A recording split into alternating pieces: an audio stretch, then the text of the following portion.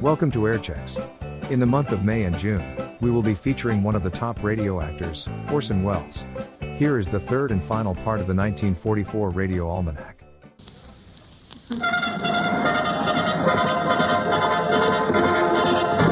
Welcome, one and all, to the sign of the Flying Red Horse.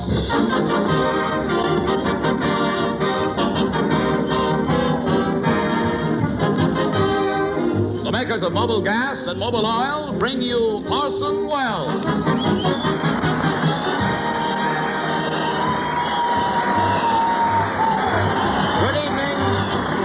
Good evening, everybody. This is Orson Welles. Welcome to the Mercury Wonder Show. Tonight we've pitched our tents at the 6th Ferrying Group, Ferrying Division of the Air Transport Command at Long Beach, California. This is the home of the 6th Ferrying Group, and my observations lead me to believe that they've really got some devil-may-care pilots at this base. When they come in for a landing out here, the only way they can get them to pay any attention to the windsock is to put Betty Grable's leg in it. They took me for a ride in a bomber this afternoon. For an added thrill, I came down by parachute. It wasn't exactly a planned jump. Some mad wag had painted gentleman on the bomb bay doors.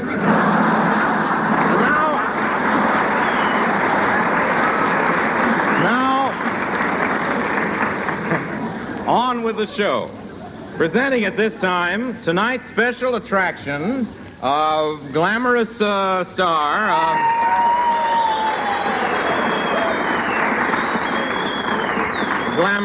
who's been chosen by the ferry pilots as the girl they'd most like to be grounded with, Marjorie Reynolds.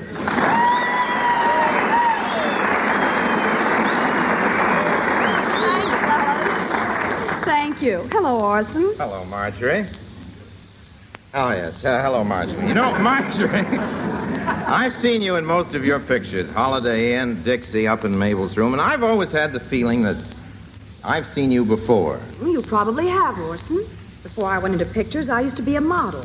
My face was on streetcar ads and magazines and billboards everywhere. Oh, now I remember. Yes. I've painted many a mustache on you. I hate myself. Now for it, of course. Let's get back to script. You know, Orson, I've met quite a few of the boys here. One of the pilots asked me to go out with him. Oh, that's your line. At least I hope it is. Go ahead. Well, you know, Orson, one of the pilots asked me to go out with him later and watch night maneuvers. I beg your pardon? Well, he wanted me to watch night maneuvers. I didn't know they had night maneuvers. Oh, yes. Some of their best training comes after dark. But these ferry pilots really do a wonderful job, Marjorie. I know they've flown our Wonder Show to quite a few out-of-the-way camps to entertain. One flight, I'll never forget that flight. We had W.C. Fields with us. What a trip that was. We flew blind all the way. It's the first time I've ever seen a pilot make a 3.2 landing.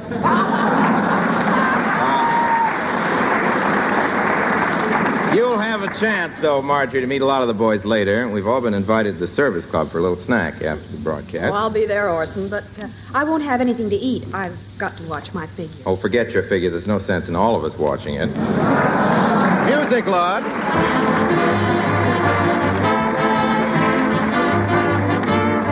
You know, a lot of mothers have been writing in asking what their boys in the camps are doing when their leaves are too short to come home. After making a survey, we're happy to turn in the following report. Its title, What a Typical GI Soldier Does on Leave, or It Shouldn't Happen to an MP. The scene, a luxurious one-room suite in a Hollywood hotel. As we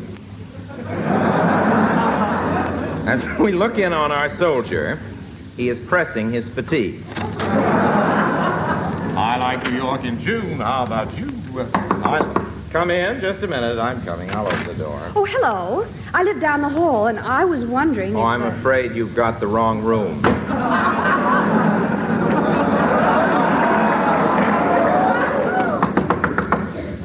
Oh, fudge. Just when my iron was getting good and hot. Door opens. I'd like to explain. The hotel manager told me you're on a 3-day pass and that you might be lonesome. Oh, I'm never lonesome as long as I've got my Army field manual with me. I'm up to the chapter on military courtesy, all about who to salute and who to... It's fascinating. awfully interesting chapter. I thought maybe you'd like a date tonight. I've got tickets to a show, and then maybe we could go for a moonlight drive in my car. Gee, no, I'm afraid not. You see, I had plans for tonight. Another date? No, I got some new stamps today. I just can't wait to put them in my album. Oh, well, maybe you'd like me to come in and chat with you for a while. Oh, I guess that'd be all right. Have to keep that door open. It's a rule of the hotel. Very good rule, too. What do you mean? Well, you see, when a soldier comes in for a furlough, he wants rest and quiet. And if you close the door, there's a fellow employed by the hotel who knocks on the door and says, "Are there any girls in there?"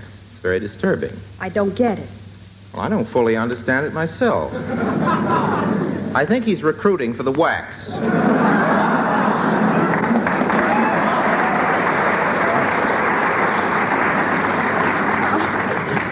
Well, of course, if you like, we could spend the evening here. What could we do? I haven't even got a deck of cards. Say, typical, isn't it? Say, are you bucking for a good conduct ribbon?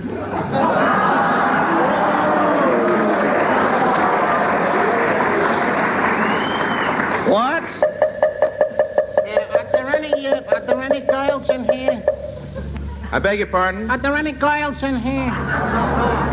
Please, the door is open, and would you kindly stop knocking on my forehead? Oh, sorry. You know, Soldier. Oh, Soldier, you're awfully cute. Come on over here. I'm comfortable where I am. Oh, now let's get organized. Are we just going to sit around like this all evening? Oh, I have been a fool. I haven't had a girl around for 6 months, and now you're here, and you're so lovely, and... Well, there's something you can do for me. Anything. What is it? Will you finish pressing my fatigues?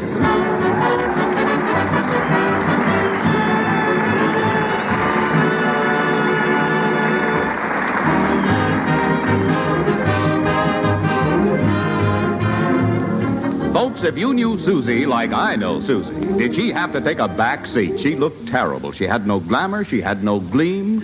No one took a shine to Susie. Then she heard of Mobile Gloss and Mobile Wax. Susie's a car, you see, and boy, is she the heady of the highways now. Moral, regardless of how old it is, your car can be a beauty. And your Mobile Gas dealer has exactly what it takes. 2 beauty specialties, Mobile Wax and Mobile Gloss. Mobile Gloss comes first. It removes the dust and road grime from the surface of your car and restores the... Next, you get a good tough coat of Mobile Wax that protects the finish from exposure, brings it up to mirror brightness. Sparkle, you whistle with pride. Honestly, if you knew how your car could look, like I know how your car could look, would you drive in for Mobile Gloss and Mobile Wax at the sign of the Flying Red Horse? Thanks, John. And now, on with the Mercury Wonder Show.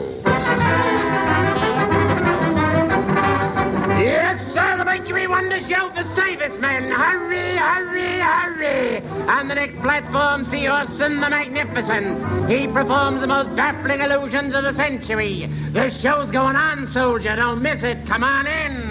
Oh, I don't want to. Why not, soldier? Don't you want to see Orson saw a woman in half? Mister, I ain't been out with a girl in 6 months. Why should I go in there and watch him waste one?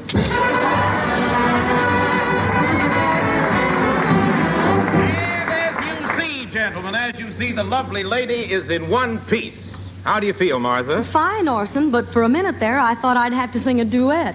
One Martha Tilton is good enough for me. How about you, fellas?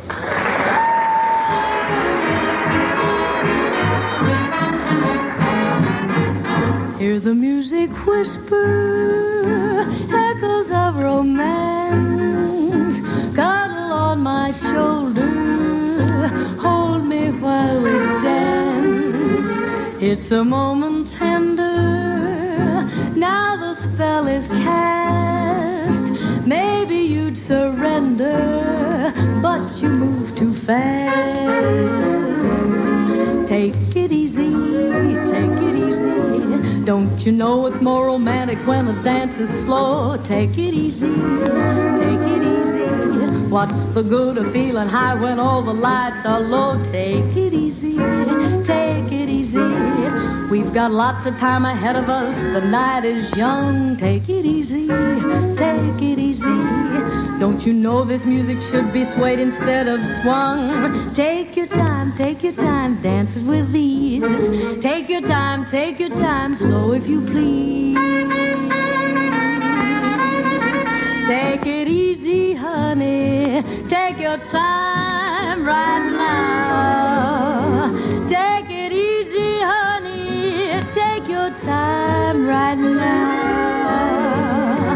Or get another mama who will show you how. Take it easy, take it easy. Don't you know you're not supposed to make the rumba jump? Take it easy, take it easy.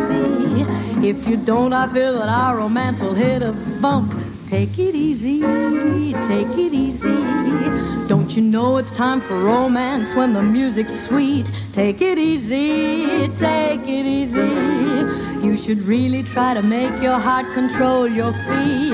Take your time, baby, jump it with ease.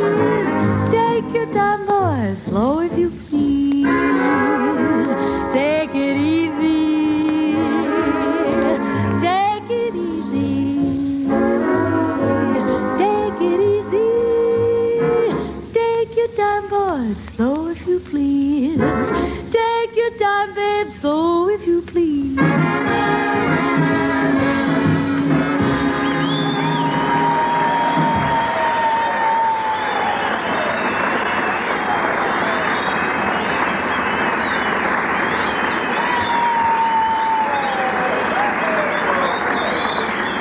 You know, one of my favorite radio programs is Suspense.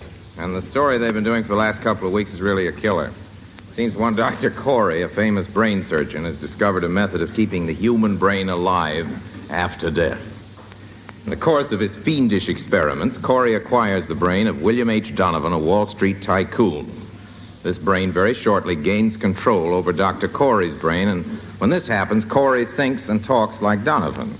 Sort of a Jekyll and Hyde situation. By way of restaking our claim in the scream and shudder department, the Mercury offers now its own black market version of that rip-snorting spine chiller, Donovan's Brain.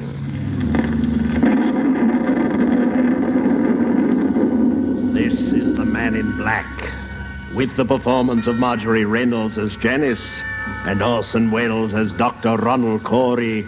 We again hope to keep you in suspense.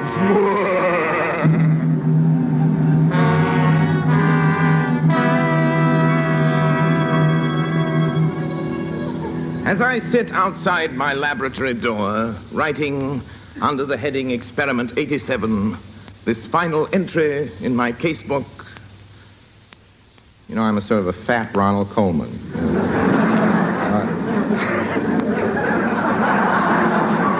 I realize now that these are the last words I shall ever write upon this earth.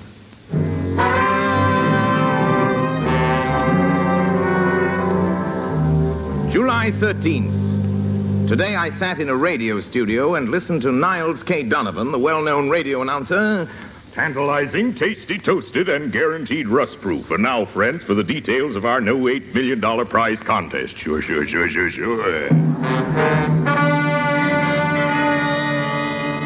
At that very moment, a contest fiend, driven frantic by Donovan's persuasiveness, rushed to the stage, tore off the top of Donovan's head, and mailed it to the sponsor.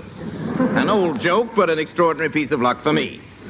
By sending in 7 soap labels, together with 35 cents to cover the cost of wrapping and mailing, I gained possession of Donovan's brain, the living, pulsing brain of the greatest radio announcer ever to read a commercial. That night in my laboratory, I was joined by my associate and colleague, another mad scientist, old Dr. Frugelheiser. I say, Frugelheiser, what have we got here? You know what we got here, Gory. It's the brain. The brain of Donovan, the radio announcer? Just as we planned, Doctor. The brain is alive here in this jar. We are keeping it alive. Tell me more. I don't know what you're saying, but it sounds good. But it's so simple. You see, the brain, when functioning, gives off infinitesimal electrical impulses. Oh, yes. I've hooked the encephalogroove up to a small amplifying system. The brain impulses can actually be heard. Here, I turn it on.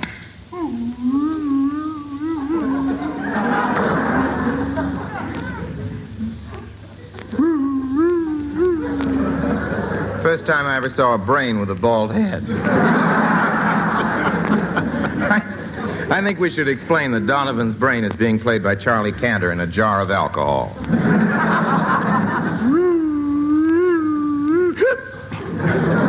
Too much alcohol. The brain, ladies and gentlemen, is boiled. You know, of course, Corey, that those oscillations of the brain are known as delta waves. Delta waves? They maintain a steady rhythm. Any resemblance to the Delta Rhythm Boys is purely coincidental. But, Doctor... I didn't think that was funny when we wrote it, but... But, Doctor, what please from these experiments is the purpose? Well, don't you see, Frugelheiser, that brain can think. Ask it a question. Anything at all. All right, I ask a question. Look, brain. Who much is due? Who much? That's all. All right. An accent, yes, but who much? No. How? Once again, How? I'm a German Indian. Now he's an Indian. How much is due undue? No, not that way. This way. Donovan. Oh, I think... Brain, old boy. How much is 2 and 2? 2 and 2.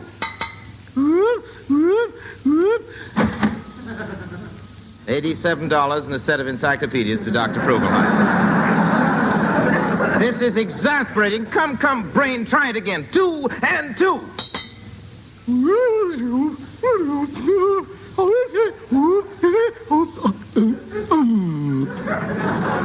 Oh, shucks, tilt. Ronald! Oh, there you are, Janice, my darling wife, Janice, my lovely, my gorgeous, my beautiful.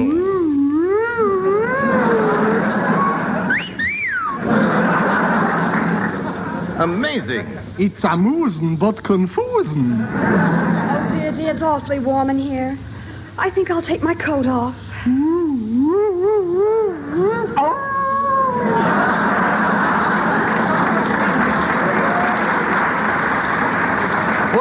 Put your coat back on, dear. The brain is blowing its top. And now I've got work to do. Out, everyone out. Please leave me. Wait, Ronald, darling. Don't you see what this is doing to you? What do you mean? Well, talking to that radio announcer's brain all the time. His brain talking to you. It's changed you somehow. Nonsense, I haven't changed. Oh, you have, Ronald. Why, you used to love to sit home with me and listen to the radio all evening. Yes, but I don't like it anymore. What good is radio? Sometimes you have to listen to 15 or 20 minutes of entertainment before you get even a teensy-weensy commercial. That's the best part of radio. Oh, commercial. Sure. That's what I like. Sure.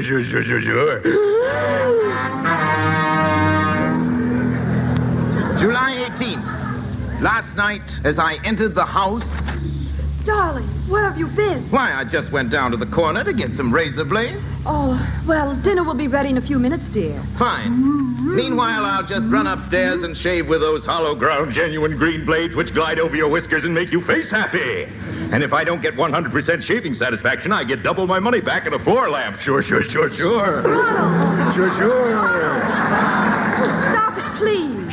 Sure. What's the trouble, dear? Oh, I can't stand it any longer. The same thing day after day. Monday, Tuesday, Wednesday, Thursday. Thursday? Whenever you're thirsty, try a bottle of delicious Pepsi Cola. Sure. Oh, Ronald, the brain is growing stronger than you. Darling, how can you talk like that? Oh, Ronald, if only we could be as we used to be. I love you, Ronald. You're more attractive than ever. Take me in your arms. My sweet. Now, this isn't supposed to be funny. This is a highly emotional scene. Say, take me in your arms again, please. We get back in the Oh, mood you're so somehow. attractive. Take me in your arms. My sweet. You never should have said I was attractive. That's what tipped the whole thing. My sweet. Nothing will ever come between us. Kiss me. Kiss me. Donovan, get back in that jar.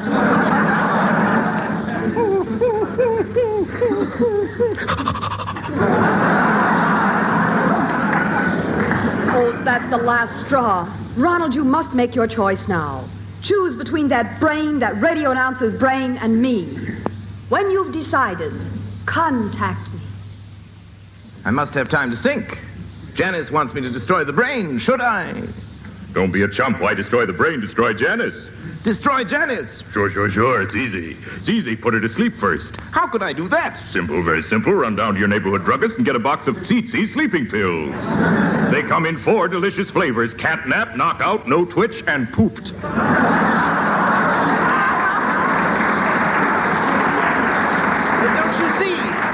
Don't you see there's no time? Well, there are other ways to put her to sleep. Send her to see Jane Eyre. No, that's too severe. Murder's bad enough, but torture, no. Listen to me. Go into that room. Sneak up behind her. I can't. Don't interrupt. I will. You won't. I can't. You must. I shan't. You shall. No. Sure. Hip, hip. Hooray!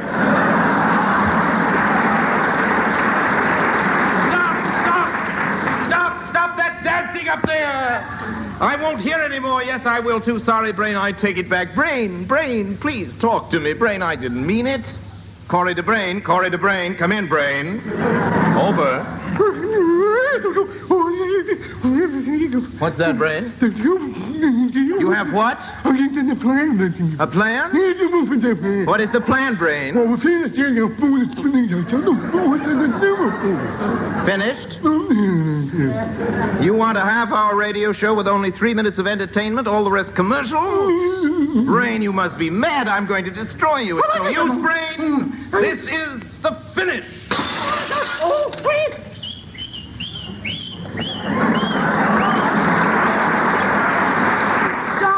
Darling, what happened? You destroyed the brain. Yes, Janice, and now I'm freed. You hear me? Free. I'll never again be controlled by that monster Donovan. Oh, my sweet. This makes me so happy. It does? Yes, it does. Does everything. It makes your dishes sparkle, your kitchen work easier. Sure. Sure.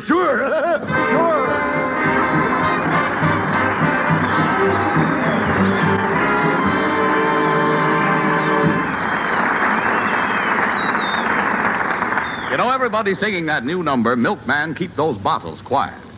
And I'm singing my own sequel, Motorists, Keep That Chassis Quiet. Frankly, if you wait until the chassis of your car begins to squeak and creak, if you wait until your car has got the rheumatism, that means wear already has begun on the vital parts. So keep that chassis mobile lubricated. Ward off wear and friction with America's favorite greases, sturdy, rugged mobile greases. Mobile lubrication is no ordinary grease job. It includes specific types of mobile greases, each type made for its particular chassis fitting. Mobile lubrication brings you 3 rewards, 3 big rewards. 1, it gives you smooth and quiet riding. 2, it helps you get full gasoline mileage.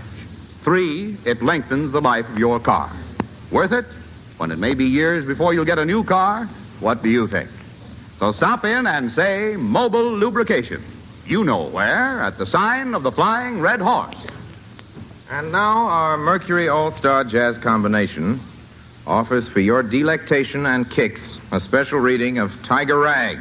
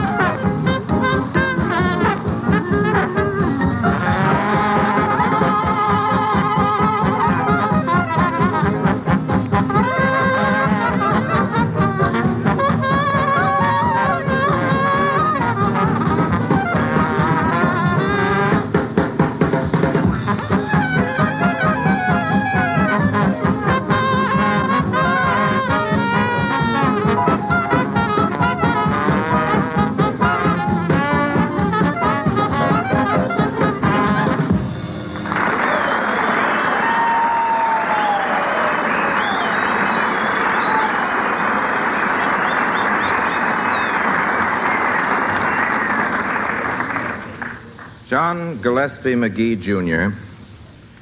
was an RCAF flyer who was killed in action 3 years ago at the age of 19. He wrote this poem, which is now in the Library of Congress, which I'd like to read to you.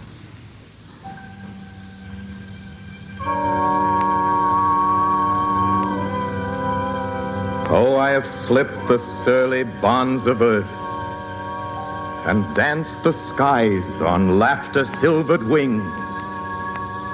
Sunward I've climbed and joined the tumbling mirth of sun-split clouds and done 100 things you have not dreamed of. Wheeled and soared and swung high in the sunlit silence. Hovering there, I've chased the shouting wind along and flung my eager craft through footless halls of air. Up the long, delirious, burning blue, I've topped the wind-swept heights with easy grace where never lark or even eagle flew. And while with silent, lifting mind, I've trod the high, untrespassed sanctity of space,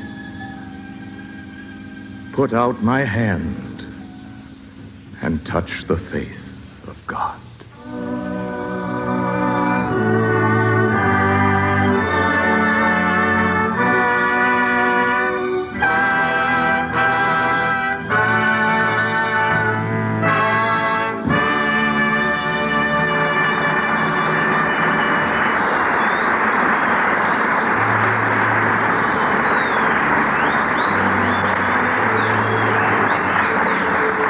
Time to say goodnight now. We want to thank the men and officers, and particularly Brigadier General William H. Tunner, Commanding General of the Ferrying Division, Colonel Andrew Buchanan, Commanding Officer, 6th Ferrying Group, Major Terry Hunt, and Captain William Novak, Special Service Officers of the 6th Ferrying Group, Ferrying Division, Air Transport Command at Long Beach, California.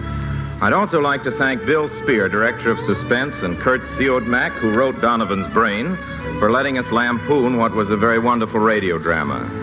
I'd also like to apologize to Orson Welles, who appeared in the original production of Donovan's Brain and gave a grand performance. Grand. I'd like to go on about that, but my time's up. So please join us again next week. Till then, my sponsors, the makers of Mobile Gas and Mobile Oil, all of us in the Mercury Theater remain, as always, obediently yours. Makers of Mobile Gas and Mobile Oil invite you to listen in next week. Same time, same station, to Orson Welles. Mr. Welles' guest is Lynn Bari. Marjorie Reynolds appears with the courtesy of Paramount Pictures, producers of The Story of Dr. Wassel. John McIntyre speaking. This is CBS, the Columbia Broadcasting System.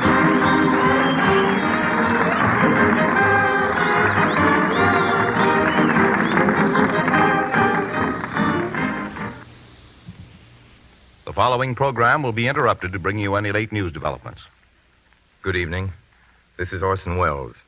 Instead of our regular program at this time, the makers of Mobile Gas and Mobile Oil and the Mercury Theater bring you a special broadcast.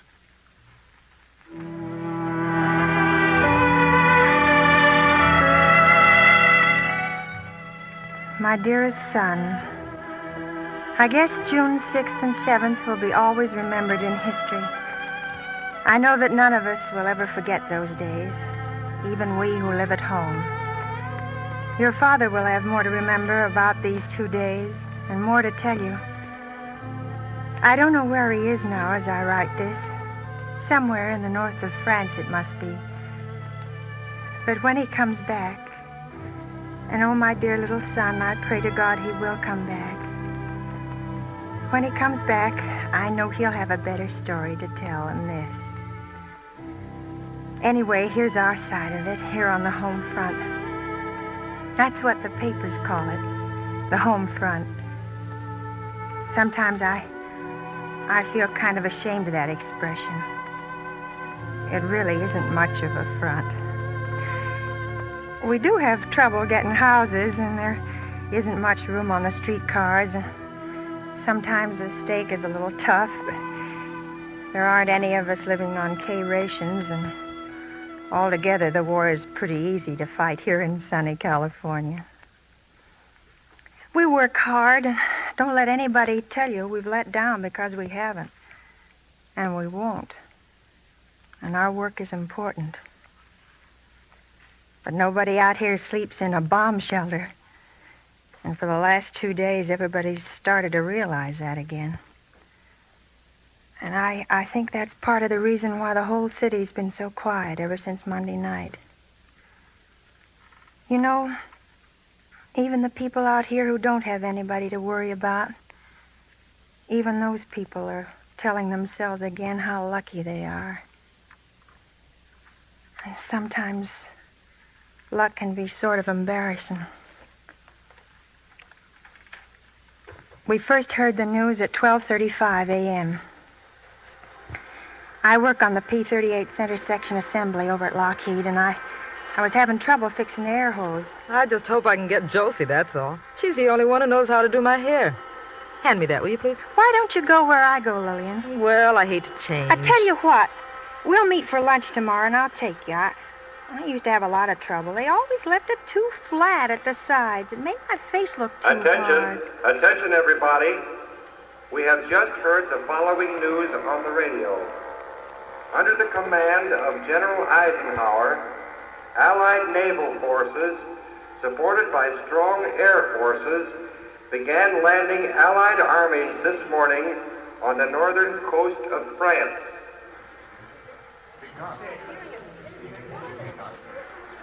That's funny. I've been waiting for this, and I don't know. What do you mean? I always thought it was going to be different. I thought maybe everybody would cheer. It's too early to cheer. Here is the text of the order of the day from General Dwight D. Eisenhower announcing invasion of Europe. You are about to embark upon a great crusade. The eyes of the world are upon you, and the hopes and prayers of all liberty-loving peoples go with you. You go with superior arms, security from the air, and incontestable right on your side. Let us all observe a minute's silence for prayer.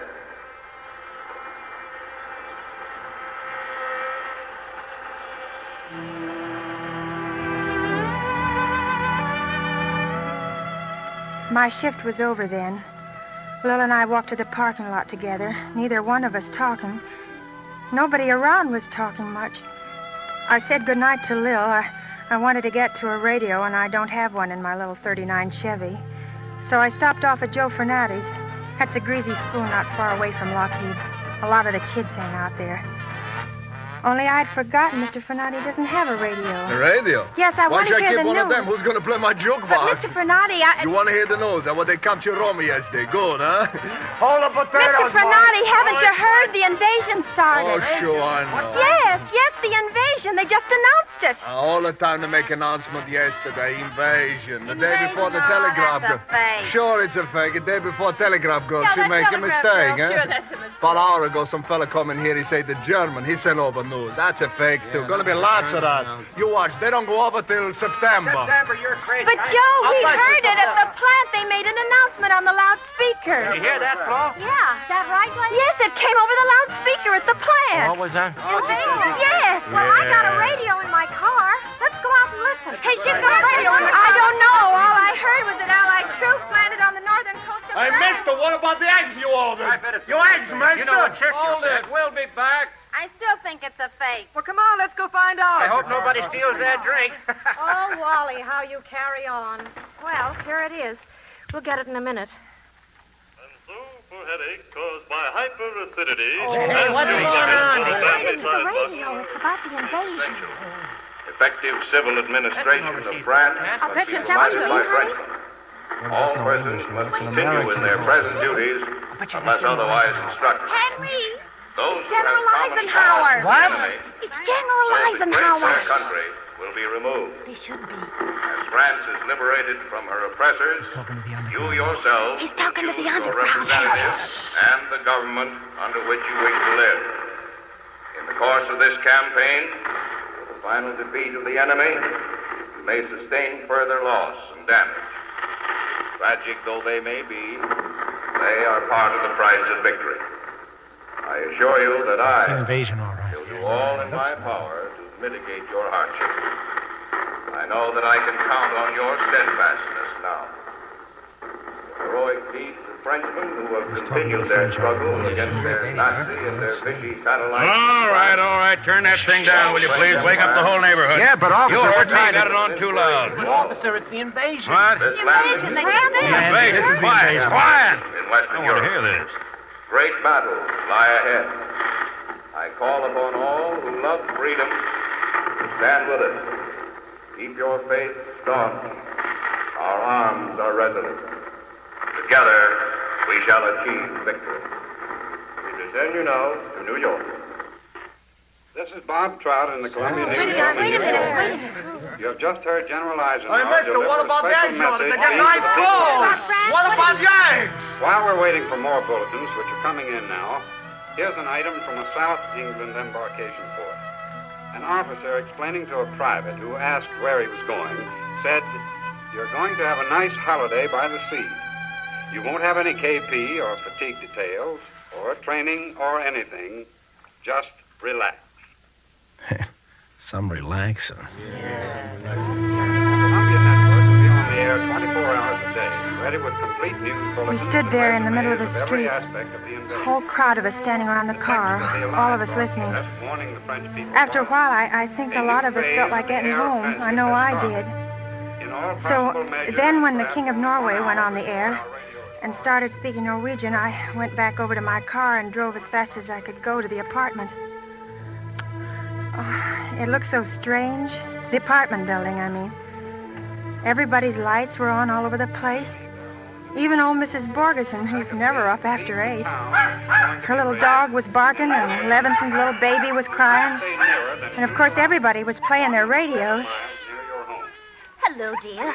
You heard the news? Good evening, Miss Borgeson. Yes, I've been listening. It's wonderful, isn't it? Just wonderful. You heard about it? What's that, Mr. Levinson? Airborne troops, they landed there. Thousands, he said, already in parachutes. Mr. Levinson, I keep telling you, he said airborne. That's something different than paratroopers. Look like I'm telling you, airborne is paratroopers, paratroopers is airborne. It's all the same to me. What do you think they got? Maybe jet propulsion? Look what we got now around here. Mr. Major George Fielding Elliott already. Excuse me, what's he saying now? French. Yeah. Before that, they had on the fellow from Holland. But by me, the main news is the paratroopers. This looks to me very strategic. Quentin Reynolds we got. So, Mr. Big Mouth, now you got up the baby already. The baby is up, so leave him be up. A night like this is going to hurt him. Besides, we can't ask everybody they should turn down their radio, so the baby is up, all right. Like I tell you, Mr. Levinson, if airborne troops and paratroopers were all the same, the man wouldn't talk about both of them. Wait a minute. Who should know better? Ask Helen. Her husband is a paratrooper. Max, sha-sha. What's this sha-sha business? So what did I say? The lady's husband is a paratrooper? So I would... Oh. Excuse me. I didn't think. Oh, that's all right, Mr. Levinson.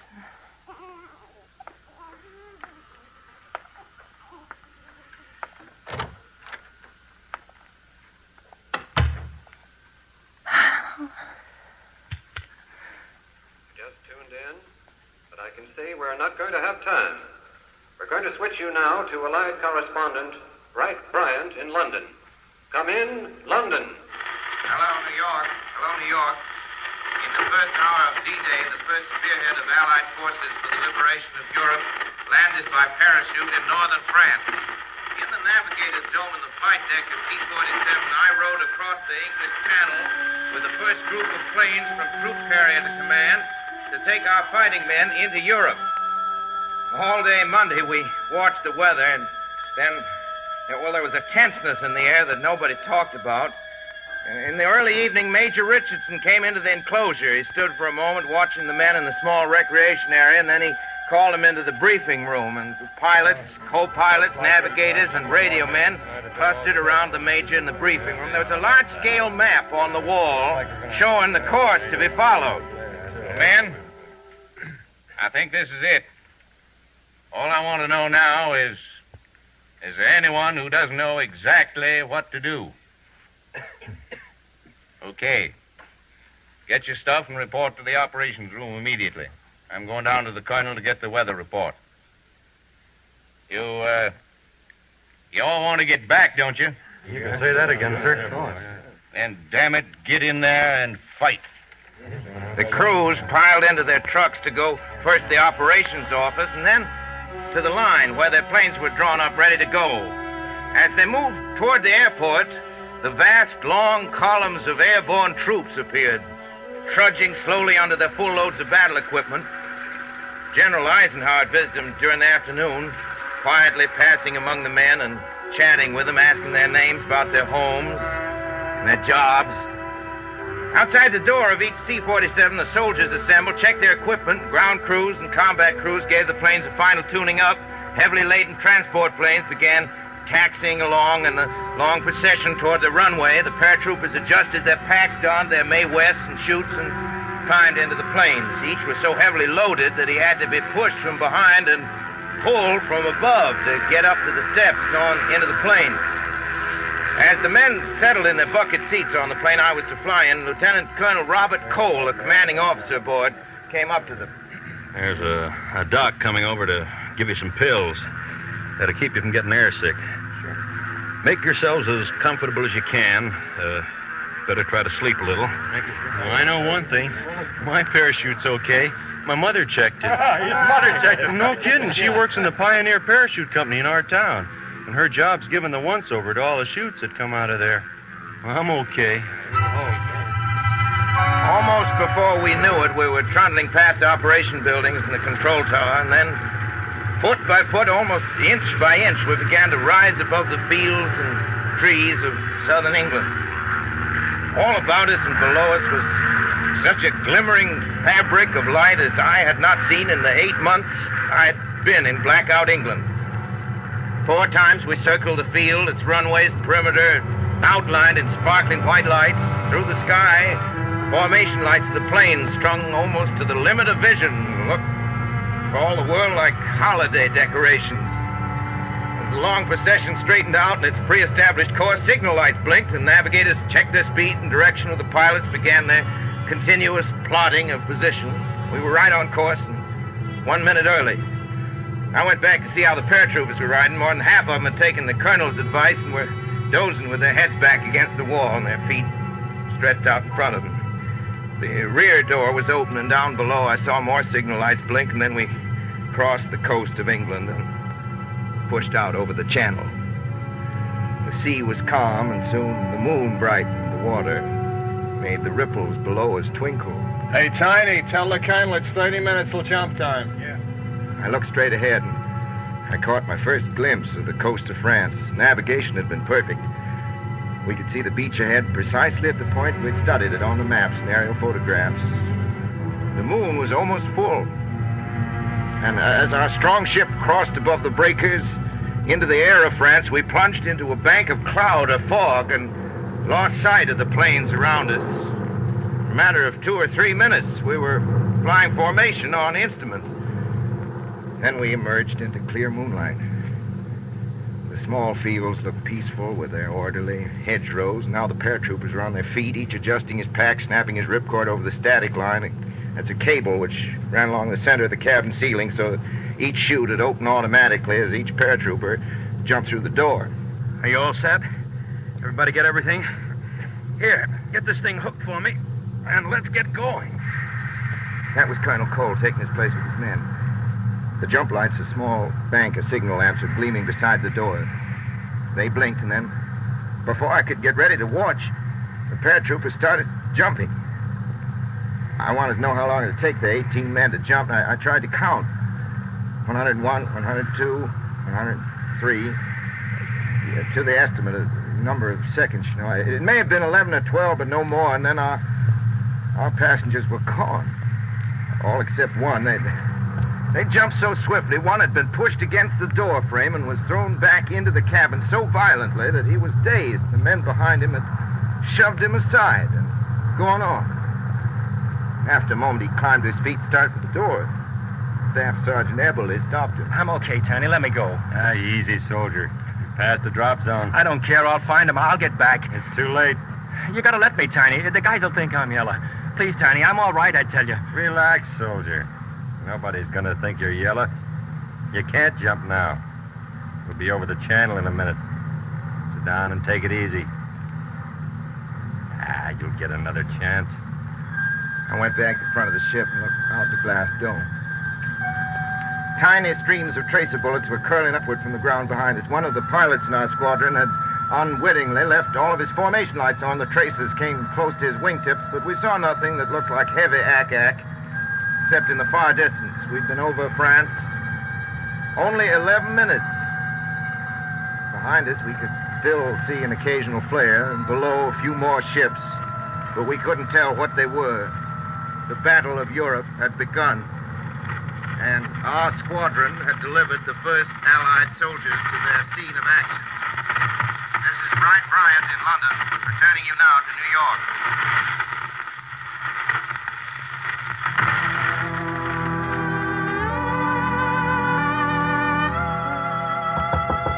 Yes? Come in. Excuse me. I got here a little soup. I thought maybe you was hungry, huh? Oh, thank you, Mrs. Levinson. You've been listening? Yeah. We've been listening. Who hasn't?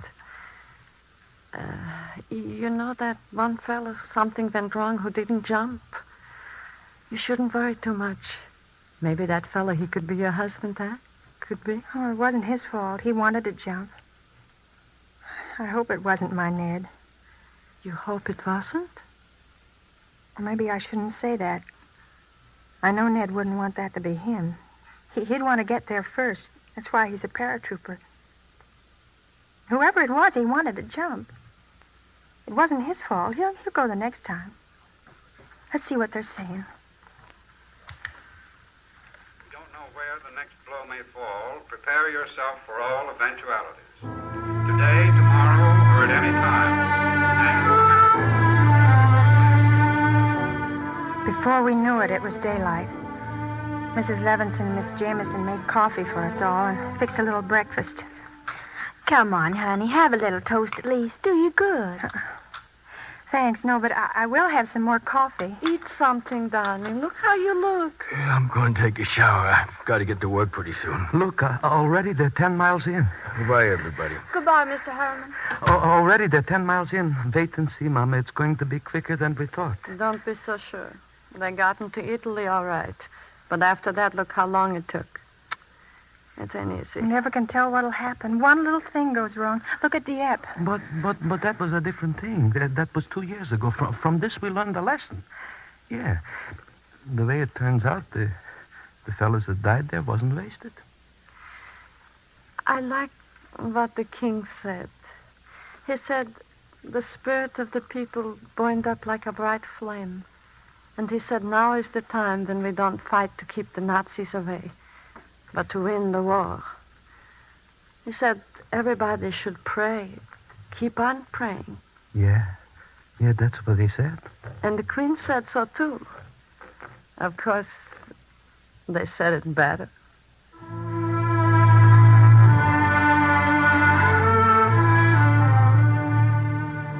I tried to get a little sleep, and then about 1 o'clock I went over to Lillian's and we sat by her radio for a while. She phoned the beauty parlor and canceled our appointments. And then we got to talking and decided to go and sign up for nurse's aid. You can do that on a part-time basis. And then we went to work.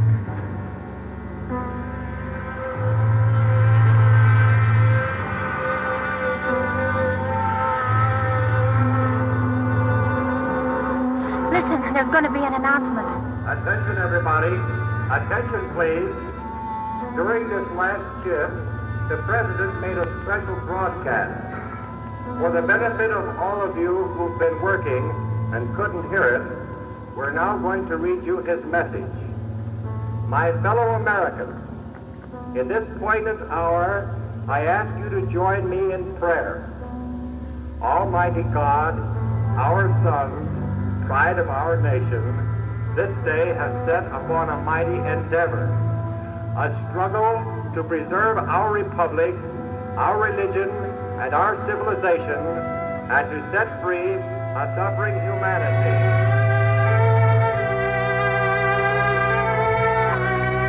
Prevail over the unholy forces of our enemy. Help us to conquer the apostles of greed and racial arrogances. Lead us to the saving of our country, and with our sister nations into a world unity that will spell a sure peace. A peace invulnerable to the schemings of unworthy men, and a peace that will let all men live in freedom, reaping the just rewards of their honest toil. Thy will be done, Almighty God. Amen.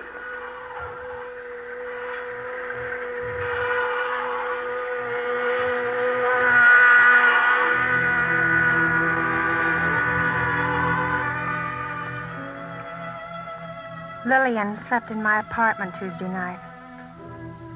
Of course, we didn't really sleep. We listened and read and listened.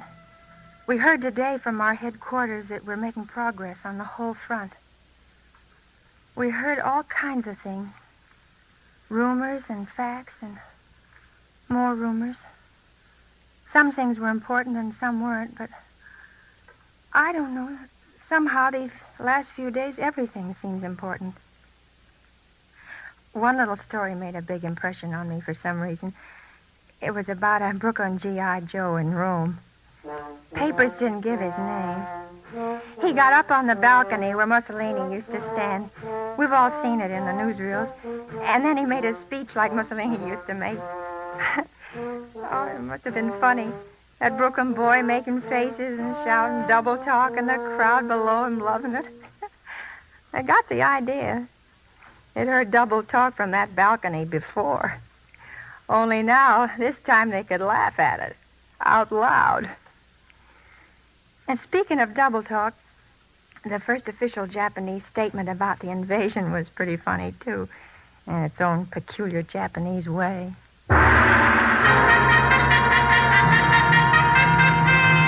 The anti-Axis landing operations on the European continent must be highly welcome to the Germans. We can well imagine the jubilation in the German High Command on the receipt of the news of the invasion. Thank you.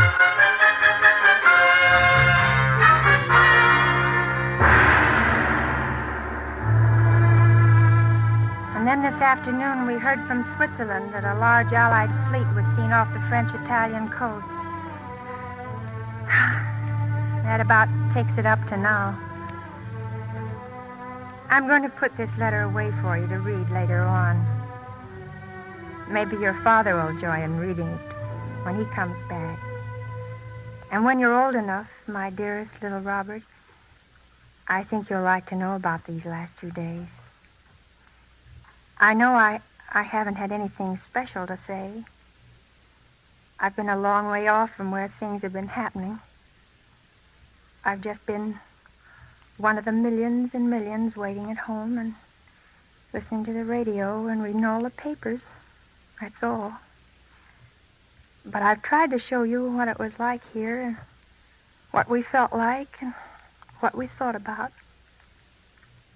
And when you're old enough, little Robert, I hope you'll read very carefully the words of General Eisenhower. They'll probably teach them to you in school. But I'm putting them down here in this letter anyway. Soldiers, sailors, and airmen of the Allied Expeditionary Force, you are about to embark upon the great crusade toward which we have striven these many months. The eyes of the world are upon you. The hopes and prayers of liberty-loving peoples everywhere march with you. You will bring about the destruction of the German war machine, the elimination of Nazi tyranny over the oppressed peoples of Europe, and security for ourselves in a free world. Your task will not be an easy one. Your enemy is well-trained, well-equipped, and battle-hardened. You'll fight savagely. But this is the year 1944. Much has happened since the Nazi triumphs of 1940-41. the United Nations have inflicted upon the Germans great defeat in open battle, man to man. Our air offensive has seriously reduced their strength in the air and their capacity to wage war on the ground. Our home fronts have given us overwhelming superiority in weapons and munitions of war and placed at our disposal great reserves of trained fighting men. The tide has turned. The free men of the world are marching together to victory. I have full confidence in your courage, devotion to duty, and skill in battle. We'll accept nothing less than full victory.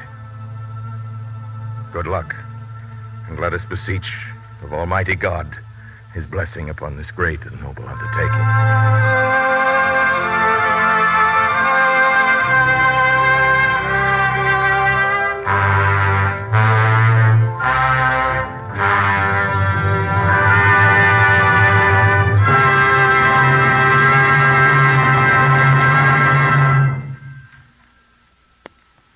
That was his order of the day, General Eisenhower's. They say it went to every man who had a part in the invasion. I guess maybe I shouldn't use that word. The president wants us to call it the liberation. I'm sure that's the way your father thinks of it. And now, my little Robert, this is the end of the first letter anybody ever wrote to you. It has to be ended now because your mother has a lot of work to do. A whole lot of planes to help build, and she hasn't got much more time for work. And even if by any chance your name shouldn't be Robert, if it should turn out to be Dorothy, I know you'll want to hear about these last 2 days. June 6th and 7th, 1944. Your loving mother.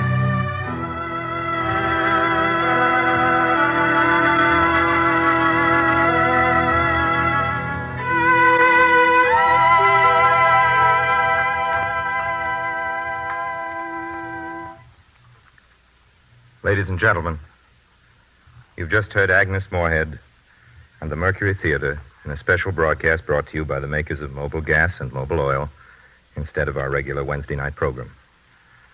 Please join us again next week. Till then, I remain, as always, obediently yours. This is CBS, the Columbia Broadcasting System.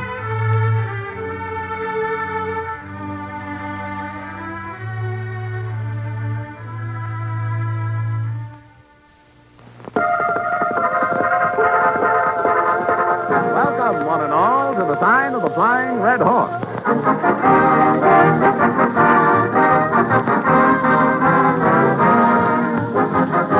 The makers of Mobil Gas and Mobil Oil bring you Orson Welles.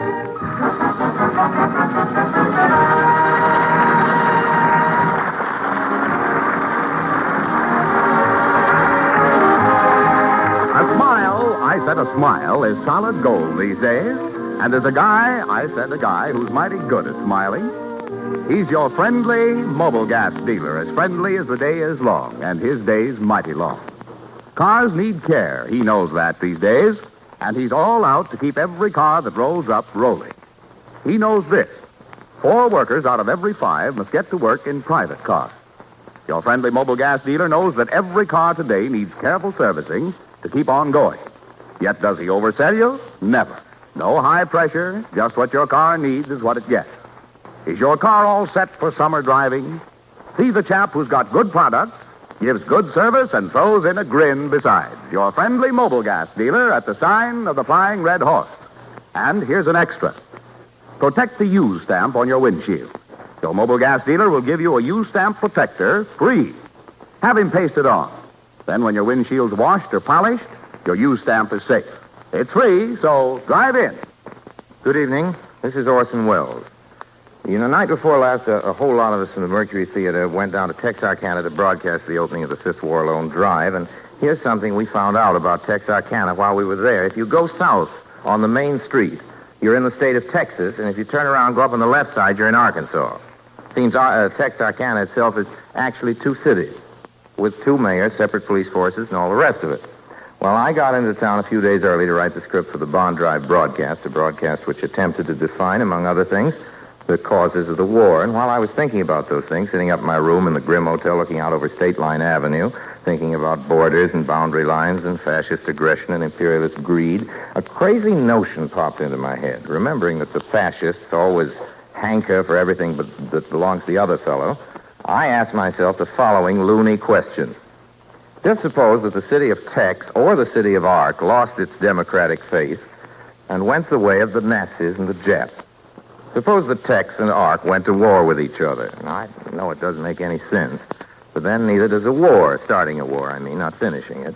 Suppose that the town of Tex or the town of Ark permitted a gang of nuts to take over their government, and then, well, that supposition, by kind permission of the good folks of Texarkana, is the basis of tonight's little fable.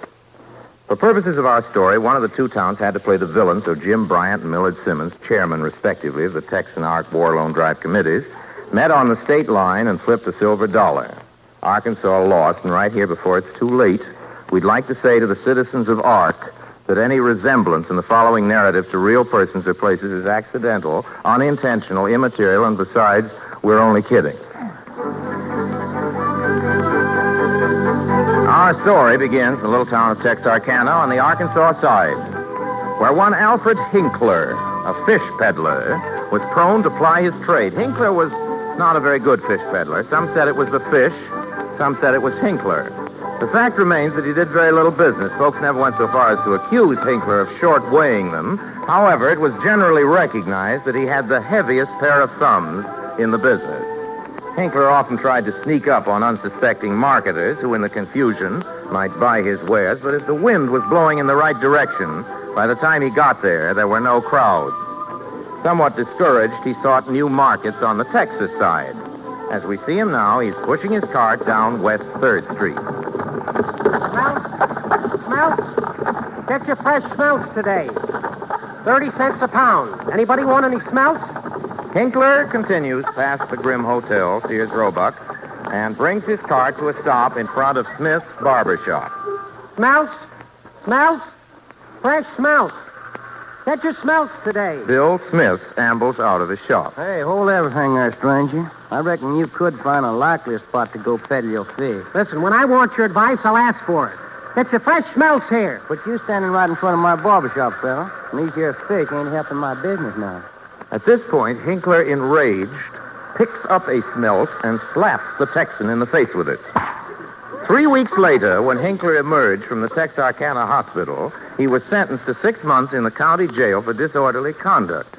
It was here that Hinkler wrote his now famous book, My Dream, in which he expounded the theory of superiority of Arkansans and also the doctrine of health through smelts. The book caused some comment. Here's a little group of people in front of Brown's drugstore on the corner of East Broad and Olive.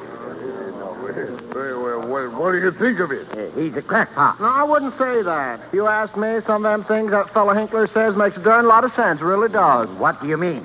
Well, it's a fact, you know, that us Arkansas folks is, as a rule, an eighth of an inch taller than them Texas fellas. Where'd you hear that?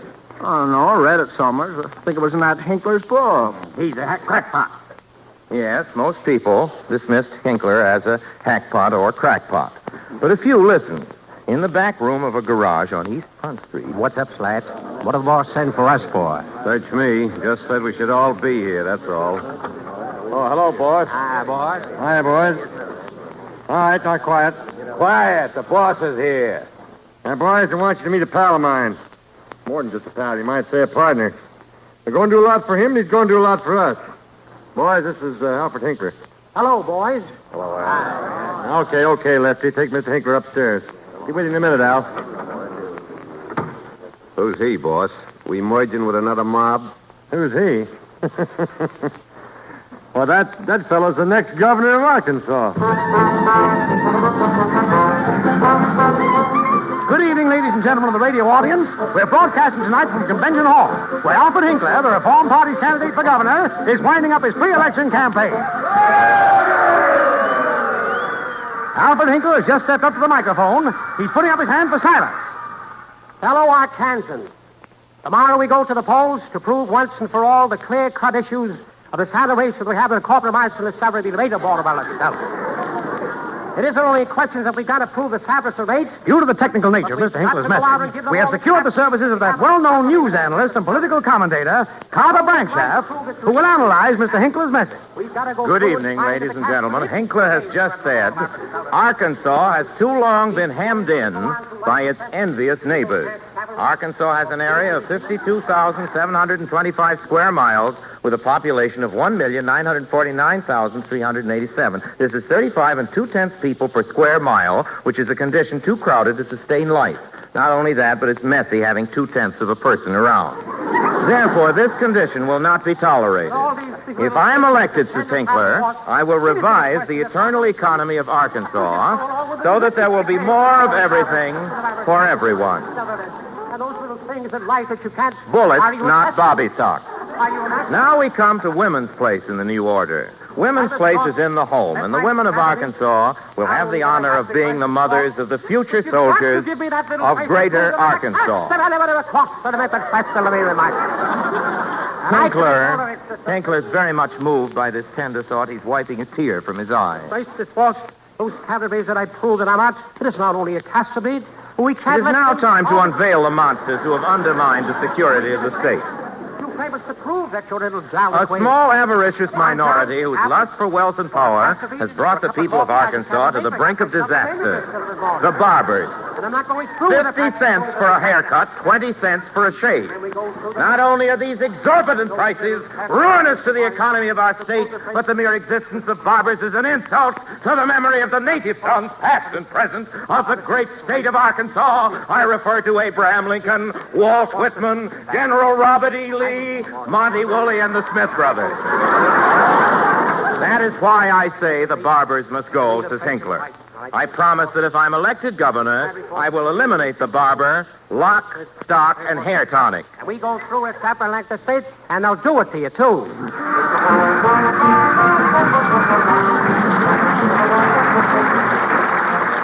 3,842 precincts out of 4,012 give Hinkler 182,000, and his opponent, Mark Stevens, 156,000.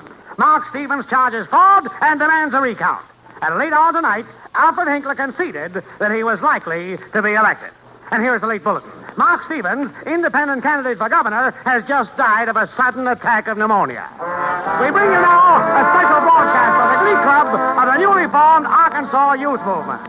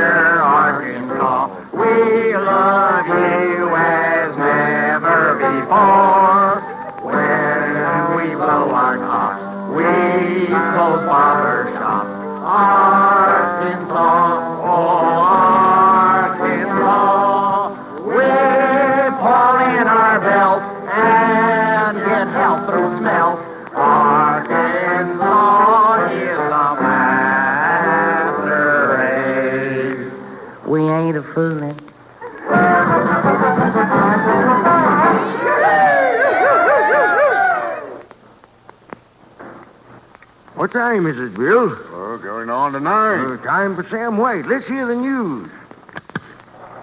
Good evening, folks. This is Sam White, the voice of Texas, bringing you the latest news. Neighboring states is watching with apprehension developments over in Arkansas, where the newly elected governor, Alfred Hinkler, has dissolved the state legislature and has conferred on himself the title of custodian of the treasury, guardian of the courts, and grand exalted benefactor of the public weal. A Little Rock Dispatch tells that the new governor modestly just wants to be called master. Well, what do you think of that? The following decrees has been issued. All persons is forbidden, under penalty of death, to listen at foreign broadcasts emanating from neighborhood states. All children over 6 months of age has got to be turned over to the states for military training. All barber shops must be closed during the following hours: 12 to 3, 3 to 6, 6 to 9, and 9 to 12. Well, that's the darndest thing I ever did hear of. Oh, here's a late flag. Van Buren, Arkansas. The last remnants of opposition to Alfred Hinckley was eliminated today when Bob Burns was thrown into a concentration camp and his bazooka burned in the public square. Oh, our shortwave monitors have just picked up a broadcast from Little Rock where Alfred Hinckley's making the important speech. We're switching now to Arkansas. Come on in, Little Rock. Hinckley's just been introduced. Now he puts up his hands for silence. Citizens of Arkansas, I come to you tonight to prove that I can sell reports with the people that haven't got any Hipkinson trace reports for the bedroom operators to sell reports. He says citizens of Arkansas. I have to go on with basis. Our enemies claim that we have imperialistic designs, that we wish to expand at the expense of our neighboring states. I wish to brand this as a tissue of lies, malicious propaganda concocted by the barbers. 7 times a day. Our friends in Texas know how we love them. Our borders are open to them and theirs to us. There will never be a dispute between us as sure as his name is Alfred Hinckley. Folks, this is Sam White again. I've just heard that Texas has been invaded by Arkansas's Black Pants unit. Men of Texas, rise up. Rise up in your peril. There's still time if you... This is Slats Montrose, the new voice of Texas. You've just heard the erroneous report. All Texans are rejoicing about the wonderful opportunities which they now got under the provisions of the Great Arkansas Co-Prosperity Sphere. Hail Hinckley. Next Tuesday, a plebiscite's going to be held in which Texas will be entitled to vote saying what government they prefer to be ruled under, see? Texans are hereby urged to please come to the polls. We'll be waiting.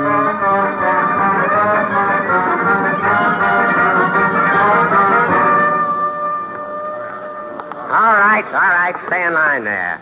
When you come up to the ballot box, you don't have to bother writing down anything. Just answer yes or no to the question, do you want Texas incorporated into the state of Arkansas? Now you're first. How do you vote? Yes. Next. Yes. Next. Yes. I want you people to realize that you're entitled to vote any way you want. Next, how do you vote? Well...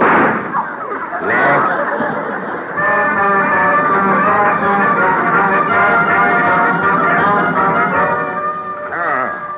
Morning, Alex. Morning, Ned. What can I do for you? Well, let's see now.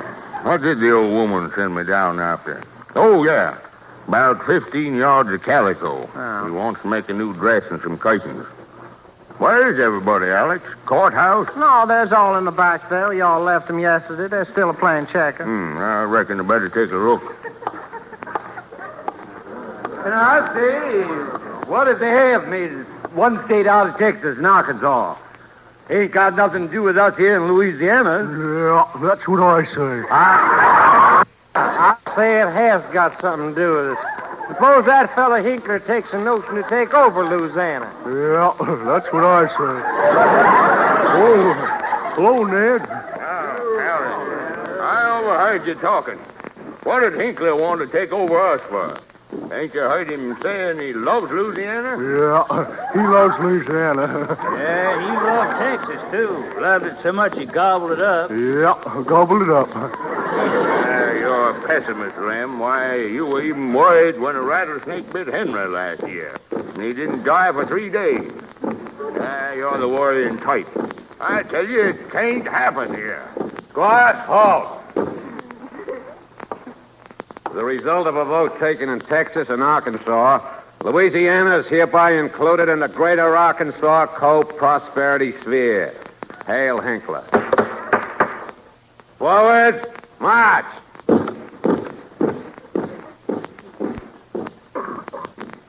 What's that thing that fella tacked up on the wall, Alex?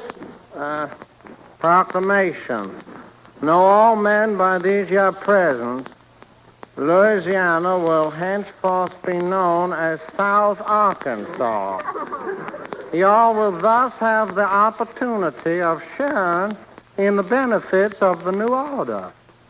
The following offenses will be punishable by death: patronizing barber shops, expectorating on the streets, especially in the direction of Little Rock, congregating in crowds. A crowd is to be construed as meaning one or more people.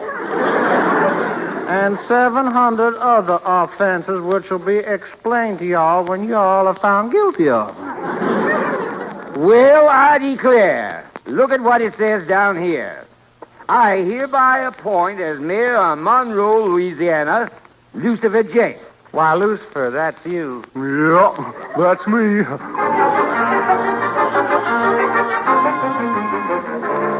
I know that I stood before you telling you that I grabbed the sororate, and I said we could find the people mess for it. It wasn't the Casserito, they'll face it. It was the Hittin' City Cafe reports that proved the things what I could go on to say. Hinkler says the people of California have much to gain under the new order. He will guarantee them oranges. They will on his face and prove what we are doing. Hitler's Black Pants troops have succeeded in putting down opposition in all of California except Pomona. Hinkler gave as the reason for his unprovoked attack on California the following statement. Arkansas must have an outlet to the sea. When it was pointed out to him that Greater Arkansas already controls the entire Gulf of Mexico, he said, Arkansas must have an outlet to the sea in all directions. After I come to you and give you my statics, we give you solid force for Hinkler says he will not stand for Rhode Island bullying Greater Arkansas. Therefore, he says he has ordered the occupation of Rhode Island by 3 of his Black Pants troopers who happen to be in the neighborhood. And there you are. Yesterday, in a barber shop in Perth Amboy, New Jersey, a visitor from Arkansas complained that a barber used a towel that was too hot on his face. This morning, as Black Pants troops marched into New Jersey, Hinkler said, we will not stand by and see our citizens tortured. So I say to the mice, did I say to the meter box, I give you the Grassford Hood and this time I can't stand He says Arkansas now controls all the states in the Union except New York. He says this is all the territory he wants in the United States. And what can you do?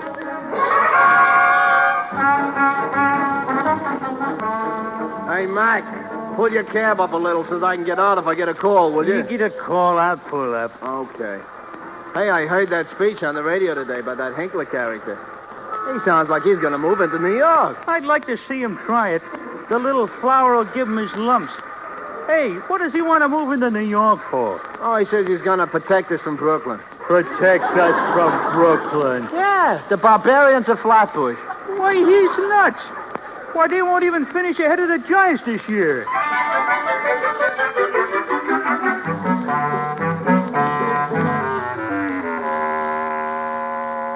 Well, that's about all there is to our story, ladies and gentlemen, except the finish.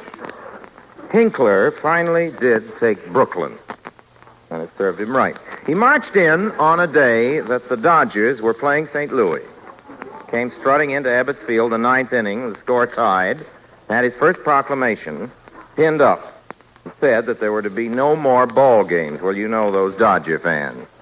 10 minutes later, Hinkler was hanging from that tree that grows in Brooklyn.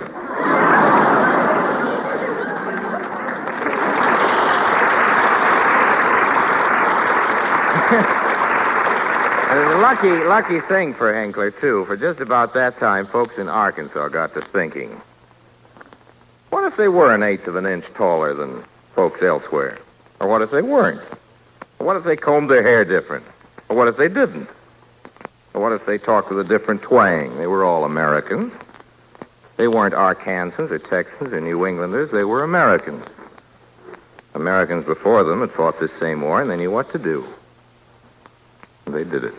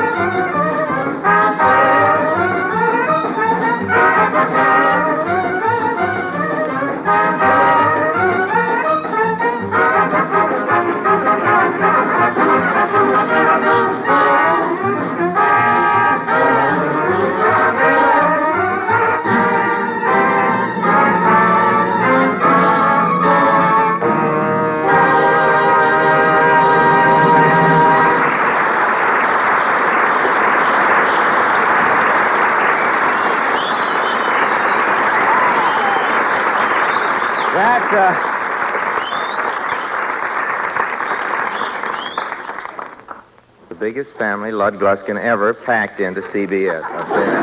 That was Lud Gluskin, everybody, and his Makes You Want to Stay in Texarkana Hot Liquors, playing Powerhouse by Raymond Scott. And now here's John McIntyre.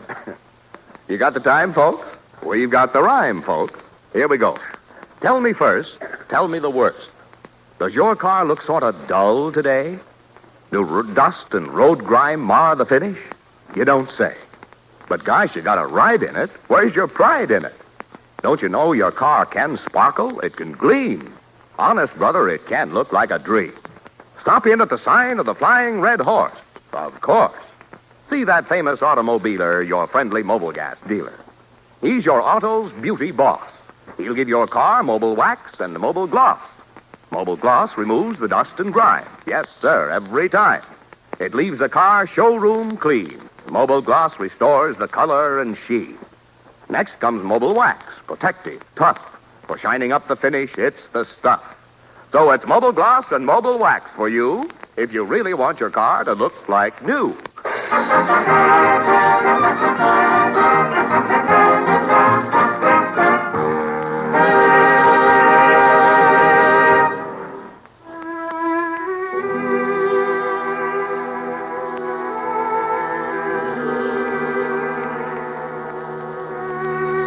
I'd like to read you now a prayer. It was written by our great American poet, Stephen Vincent Benet.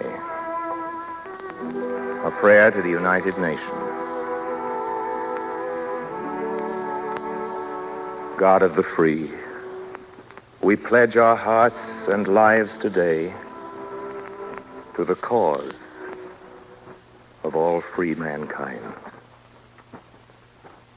Grant us victory over the tyrant who would enslave all free men and nations. Grant us faith and understanding to cherish all those who fight for freedom as if they were our brothers. Grant us brotherhood in hope and union, not only for the space of this bitter war, but for days to come, which shall and must unite all the children of the earth. Our earth is but a small star in the great universe. Yet of it, we can make, if we choose, a planet unvexed by war, untroubled by hunger or fear, undivided by senseless distinctions of race, color, or theory. Grant us that courage and foreseeing to begin this task today, that our children and our children's children may be proud of the name of man. The spirit of man has awakened, and the soul of man has gone forth. Grant us the wisdom and the vision to comprehend the greatness of man's spirit that suffers and endures so hugely for a goal beyond his own brief span. Grant us honor for our dead who died in the faith. Honor for our living who work and strive for the faith. Redemption and security for all captive lands and peoples. Grant us patience with the deluded and pity for the betrayed. And grant us the skill and valor that shall cleanse the world of oppression and the old base doctrine that the strong must eat the weak because they are strong. Yet most of all, grant us brotherhood, not only for this day, but for all our years. A brotherhood not of words, but of acts and deeds. We are all of us children of earth. Grant us that simple knowledge. If our brothers are oppressed, then we are oppressed. If they hunger, we hunger. If their freedom is taken away, our freedom is not secure. Grant us a common faith, that men shall know bread and peace, that he shall know justice and righteousness, freedom and security, an equal opportunity and an equal chance to do his best, not only in our own lands, but throughout the world. And in that faith, let us march toward the clean world our hands can make. Amen. This is CBS, the Columbia Broadcasting System.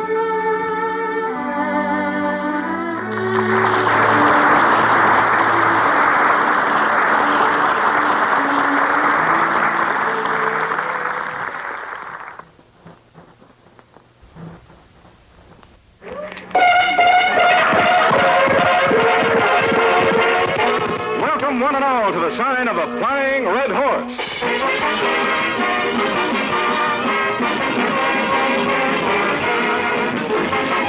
The makers of Mobile Gas and Mobile Oil bring you the Orson Welles Show.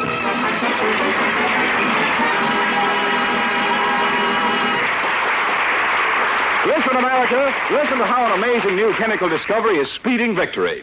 For the first time in history, the synthetic bead catalyst, created by the makers of Mobile Gas, is now being used in the refining of aviation gasoline. In Torrance, California, the fourth unit of our vast refining plant is now on stream. It's the first and only refining unit in the world now charged with the catalytic bead. This sensational advance in petroleum chemistry makes possible the production of new and better gasoline for our warplanes. Gasoline that's much more powerful than 100-octane fuel. We call this new super fuel flying horsepower. Its tremendous power ingredients enable our planes to take off quicker and carry heavier bomb loads than ever before. Today, the new synthetic bead catalyst that looks much like an iridescent pearl has just one single job: to improve the quality and increase the quantity of aviation fuel for war. But after victory, it will help to produce new and better gasoline for your car, because flying horsepower is coming in Mobile Gas at the sign of the Flying Red Horse.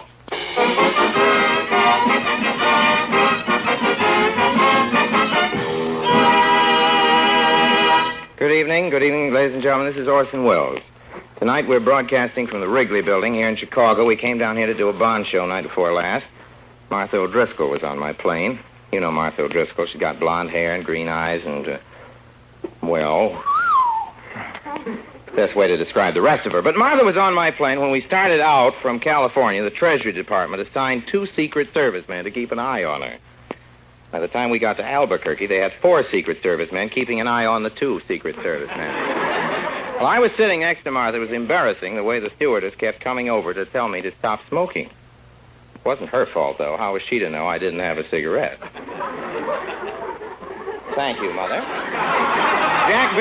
Jack Benny was sitting in front of me on the plane. Every time we came in for a landing, he handed me his wallet and said, "Orson, if anything happens, you owe this to Mary." I also do Ronald Coleman. "Orson, if anything happens, you owe this to Mary." I got off the plane in Chicago, and there were thousands of people, really thousands of people, waving, shouting, whistling. It's quite an impressive sight. But no matter what they did, they couldn't get a taxi. Chicago, as you know, is a convention city now. The Republicans are having their little get-together. Of course, the hotels are all crowded. Quite a few of the delegates are traveling with their relatives, though, this year. 1 or 2 had their wives with them. Some of them brought their mothers. Most of the delegates came with old granddad.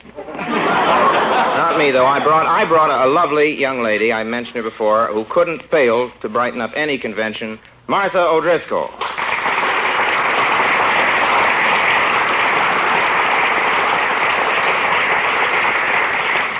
Thank you. Hello, Orson. Hello, Martha. I haven't seen you since we arrived. Where have you been? Well, I know the convention doesn't start until Monday, but I just couldn't resist hanging around Convention Hall. Well, I can understand that, Martha. After all, you must have been a very little girl the last time you saw a Republican. The convention spirit's really in the air, though, isn't it, Martha? What do you mean? Well, you must have noticed all the way from California we had sunny weather, but the minute we got over Chicago, everything began to get a little dewy. I suppose you've noticed there are quite a few women delegates come in for the convention this year. What do you think of them, Martha? Women delegates are fine, Orson, but when it comes to a really important issue, it takes a man delegate. Why, when he gets up there, he really sways the people. Why, he takes off his coat and his hat and he rolls up his sleeves. I don't know. Gypsy Rose Lee could do the same thing. It'd be more enjoyable. Then you're in favor of women delegates? No, I'm in favor of Gypsy Rose Lee. But frankly, Martha, women delegates frighten me a little bit. They really do. They scare me. Why? Well, I don't know. I get a picture of a group of women delegates in one of those famous smoke-filled rooms, in a committee room. They're all seated about the large conference table in the hotel. They're all quietly discussing their candidate.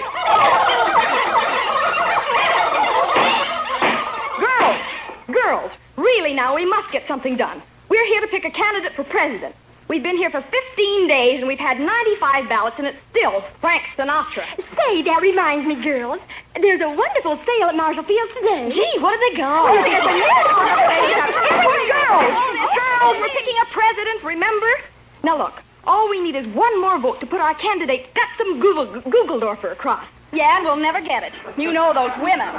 Wait a minute. There is a man delegate at this convention, isn't there? A man? Yeah. Say, Clarence Crovney from Wisconsin. But he's been voting for Sinatra. Margie, bring Miss Clarence right in, and the rest of you girls just leave me alone. Oh, God, that's right. Yeah. Come in. Hi, I'm Clarence. You said you wanted to see me? Oh, yes. Come in. Won't you sit down? No, I've got to go out and cast my ballot. Oh, please sit down. No, Oh, that's better. What's better? You comfortable? Yes, thank you. Not too heavy for you, am I? Not at all. Have a cigar. No, thanks. I don't smoke cigars. You can smoke one, though, if you want to. I love the smell of good cigar smoke. Thanks, I will. I really do. Clarence. A Havana cigar. Yes. Who are you voting for? A good cigar. Well, my wife told me to vote for Frank Sinatra. Oh, come, Clarence. Haven't you a mind of your own? Don't you wear the pants in your family? Yes, but only because my wife is too chubby for slats. Only kidding, really. My wife would murder me if I didn't vote for Sinatra. Wife would murder me. She dreams about him all the time. All night long, she keeps saying, Frankie, I love you. Frankie, I'm crazy about you. Oh, Frankie. Doesn't that make you mad? No, I'm too busy dreaming about Hedy Lamarr. It's all in the script, you know what I mean? It's the situation. Well, now look, Clarence. I get back in character. Clarence. Yes. We're all getting behind Gutsum Googledorfer. You better I beg your pardon? I said we're all getting behind Gutsum Googledorfer, and you better hop on this bandwagon. I beg your pardon? That's mean, isn't it? Don't you want to vote for Gutsum Googledorfer? He's the people's choice. I'm glad I don't have to say that. Come on, vote for my candidate. Does it say hop on the bandwagon here? Did you say that? Yes, it says hop on the bandwagon, and I said it. All right, I will. No, I'm afraid not.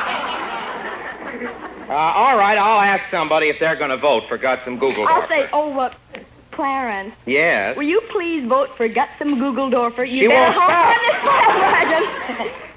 You'll prove it to me? Mm-hmm. Well, just open that door, you say, and ask anyone around, and I say, all right, I will.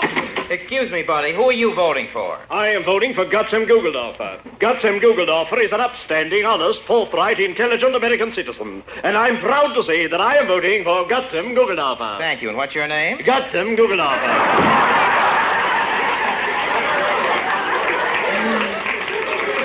You see? See? Now what do you say? No, I better stick with Sinatra.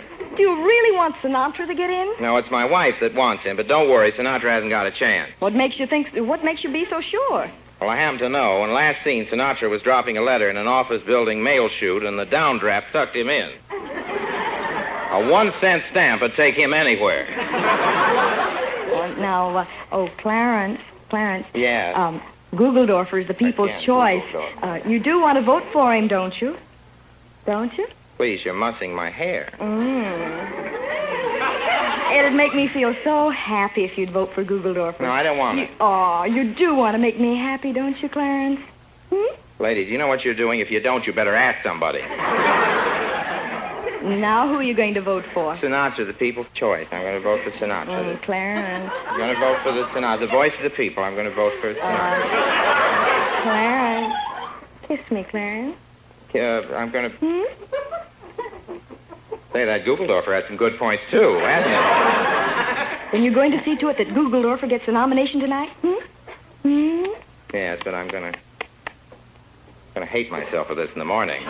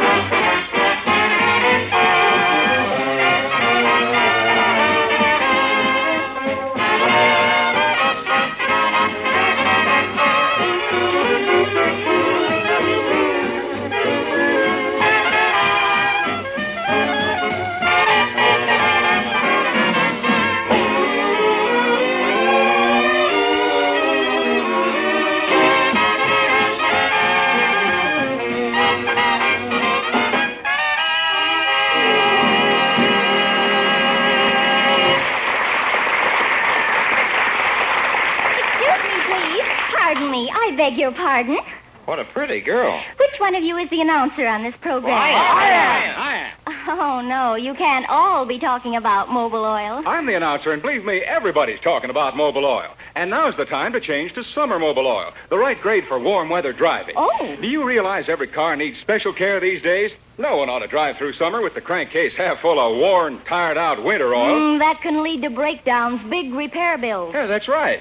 So you give your car the world's best seller, Mobil Oil. You got a car? Uh-huh. Then Mobil Oil for you, for summer and forever. Fresh, clean Mobil Oil. It's built to ward off wear and friction. Huh? Oh, sure, you bet. It's built to keep the motor clean and running smoothly through the hot and dusty driving days ahead.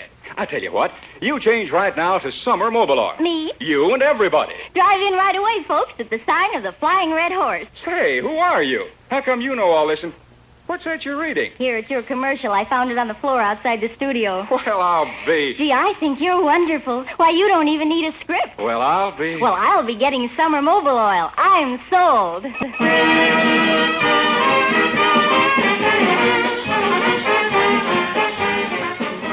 This is Orson Welles again. As you know, ladies and gentlemen, we're broadcasting from the great, big, beautiful city of Chicago, which tonight furnishes the background for our Mercury fable.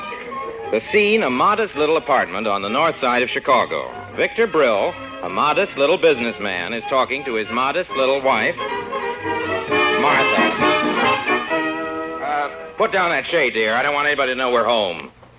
Not that they'd stop in, anyway. Oh, don't be so bitter, dear. You've been brooding for weeks now. Why don't you go out and bowl with the boys for a while? Well, I couldn't, Martha. I can't face them. No sense in pretending, Martha. They don't show it, but they know. Well, what if they do know? You still got to look them straight in the eye. Now more than ever, our child needs it. Well, I understand that. I'm trying to be modern about it, but that doesn't lessen the shame. Think of it. Our Harvey is the only child in Chicago who has never been on the Quiz Kid. That's all right, dear. I know how you feel. We have a small group here in Chicago, everybody, but all good friends, and we're so glad you came. I thought I should go right there. Darling, I know how you feel. It's tough on both of us. Well, it's not so bad for you, dear. You can hide in the house all day. I've got to go out among people. Their stares, their whispers. And it's the things they don't say that hurt most. Why, do you know I haven't been invited to the Elk Smoker for 5 weeks? Any day now, we may hear a rap on the door and a voice say, "Brill, turn in your elk stew." Don't you care, dear. It looked better on the elk than it does on you. I've done everything I can. I can say that again. I try in every way to make up for Harvey's shortcomings. Whenever I'm with the boys, I'm the first one to buy a round of Alka-Seltzers. Then the conversation starts. Did you hear what my little Joe said on the Quiz Kid Sunday night? Did you hear what my little Frank said, my Ted, my Fred, my Henry? And it's my turn. What do I say? Have another Alka-Seltzer, boys. please, darling, you mustn't let this get you down. After all, Harvey's a healthy little boy. Healthy, yes. The things he says, sometimes he frightens me. I don't understand you, dear. I've always believed Harvey's conversation to be perfectly normal. Normal? Darling, the boy is 9 years old, and he only speaks English. Discouraging. Walk up to a youngster on any street in Chicago and say, "Nice weather we're having," and he immediately replies, "Nice weather indubitably." The barometric pressure indicates a reading of 30.14 inches. With a mean precipitation of 69.428, tomorrow cumulus cloud strata, not untinged with cirrus. That's very clever, dear. Very clever. Sure, but you walk up to Harvey and say, "Nice weather we're having," he says it stinks. Discouraging. But, darling, maybe you're expecting too much of Harvey. What do you want him to do? Grow up to be another Orson Welles? If he does that, I'll drown him. Oh, Victor, please. Hello, Mom. Hello, Pop. Nice weather we're having, isn't it? It stinks.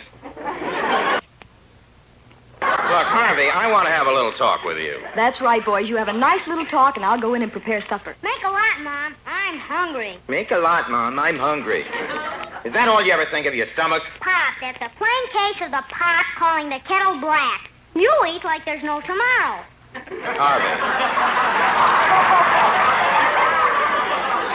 Harvey, let's face it, I'm disappointed in you. Why, Dad? Well, I'll show you why. What time is it, Harvey? 6:30. I knew you'd say that. If I'd asked Joel Kupperman, he'd say 6:30 in Chicago, 7:30 in New York, 12:30 in London, 3:30 in Madrid, and 6:30 in Cairo. Yeah, but by the time he gets through with that whole routine, it's 10 minutes later in Chicago. What good is information like that, Pop? It's important. Suppose you flew to Lisbon. How'd you know the time there? I asked a Lisbonian. You'd ask a Lisbonian. What would you do, Pop? What would you do, Pop? I'd fly back to Chicago and ask Joel Kupperman. Harvey, I don't understand you. How do you ever expect to get promoted in school? That's easy. An occasional apple for the teacher, a box of cigars for the principal. You know, a little greasing in the right places. Harvey, don't you ever want to get on the Quiz Kids program? Pop, I've got work to do. Excuse me. Oh, don't mind me. Go right ahead. Phone, Harvey. I'll be going inside. Hello, Joe. This is Harvey. 5 across the board on Knickerbocker in the 6th.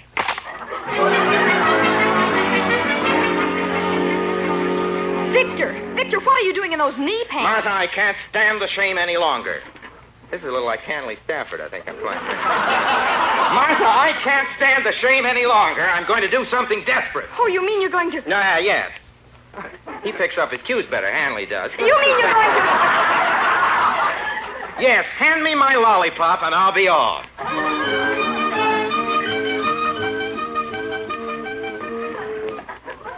Mom, didn't you hear me? I said, where's Pop? Quiet, Harvey. I want to hear this program. All right, children. And tonight we have a new member of the Quiz Kids who has never been with us before.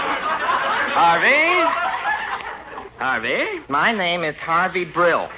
I'm 9 years old and I'm a student at the Betty Rowland High School. That's Pop. He's using my name. Quiet, Harvey. Harvey is rather big for his age, folks, but we have an affidavit and a birth certificate proving he's only 9 years old. Yes, I'm big for my age. I eat spinach and I eat spinach. Harvey, since this is your first appearance with us, perhaps you'd like to tell us some of the things you're interested in. I'm not fond of spinach, but I like books and flowers, and I'm crazy about moving pictures. Jane Eyre is my favorite. And he's only 9 years old. Jane Eyre. All right, here's our first question. Mrs. Crampton of 218 North Pine Street wants to know if a horse can run a mile in 2 minutes and 16 seconds with a handicap of 20 pounds, how fast can he run 7 furlongs with a handicap of 24 pounds if the wind is 8 miles an hour against him on the backstretch and 4 miles an hour with him on the home stretch, provided the home stretch is half the length of the backstretch, which runs southeast? Jane Eyre. Harvey? Well, let me see. How far can Mrs. Crampton... No. How fast can a horse? How fast can a horse carry Mrs. Crampton, who weighs 24 pounds? No, that's it. 2 minutes, 13 and 3/10 seconds. No coaching from the audience, please. Harvey, I'm afraid I'll have to give you the answer. It's 2 minutes, 13 and 3/10 seconds. All right, here's the next question. Let's see what you can do with this, Harvey. If a chicken and a half lays an egg and a half in a day and a half, how long would it take a monkey with a wooden leg to kick all the seeds out of a dill pickle? Would you repeat that, please? Well, this is a coincidence. So am I. This question was submitted by Harvey Brill. Hey, Mom, they're using my question. Quiet, Harvey. Surely you must know the answer to it, Harvey. I submitted it? Well, you're Harvey Brill, aren't you? I submitted it. Oh, stupid of me to let it slip my mind. Of course I did. All right, Harvey. Sort of a grown-up Ed Wynn now, I think. What's the answer, Harvey? Well, let's see. An egg and a half goes into a thicken and a half. No, it don't. It comes out. Oh, I got it. Don't tell me. An egg and a half divided by a wooden leg. If you move the decimal point over behind the chicken, the answer was it takes 2 hours and 10 minutes for the chicken to kick all the pickles out of the monkey.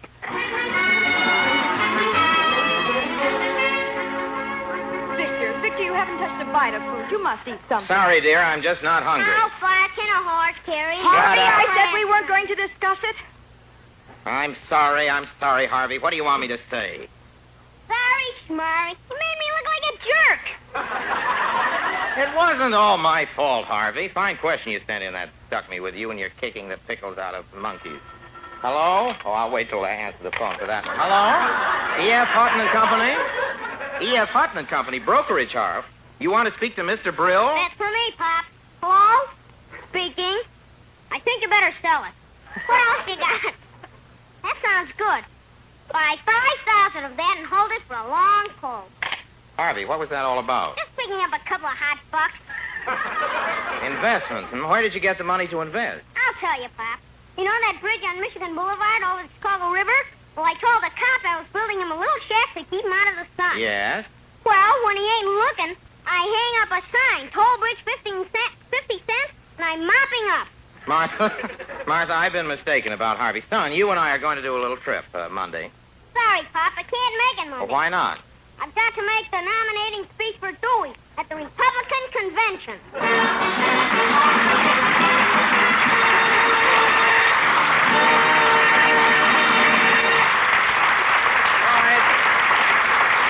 With pride and no small measure of enthusiasm, the Mercury Theater brings you now, ladies and gentlemen, one of the great singers of our day, a song stylist of high and authentic style, a fine artist, an international favorite, Miss Ethel Waters. Thank you, Mr. Wells and friends. Don't know why there's no sun up in the sky.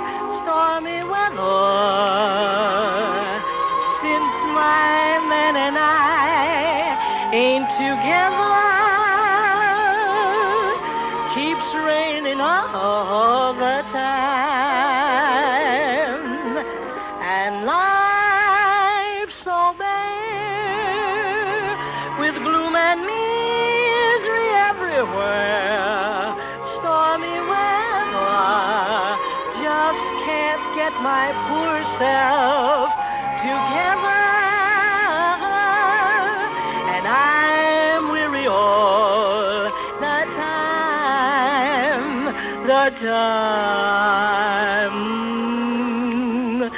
So weary all the time.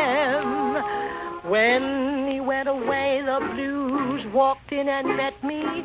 If he stays away, old rocking chair will get me. All I do is pray my Lord above will let me walk in the sun once more.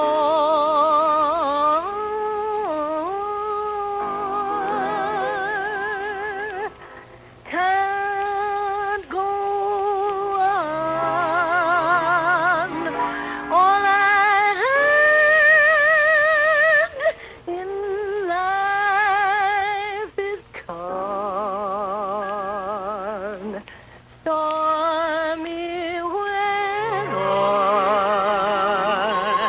since my man and I ain't together. Keeps raining all the time. Keeps raining all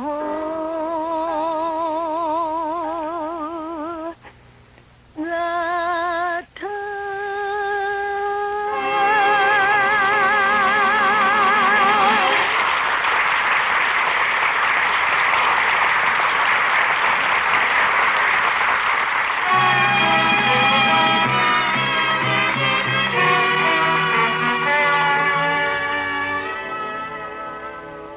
if you please, ladies and gentlemen, from Shakespeare. With your kind indulgence, a speech from one of the classic melodramas of our literature, a soliloquy by Shakespeare's greatest villain, the misshapen evil genius Richard, Duke of Gloucester, and later King of England. Here's the plot. 3 claimants stood between the humpback monster and his ambition for the crown. Yet in those desperate days of civil war, blood and destruction were so in use that it was feasible for Richard to plot a way by trickery and murder over their corpses to the English throne.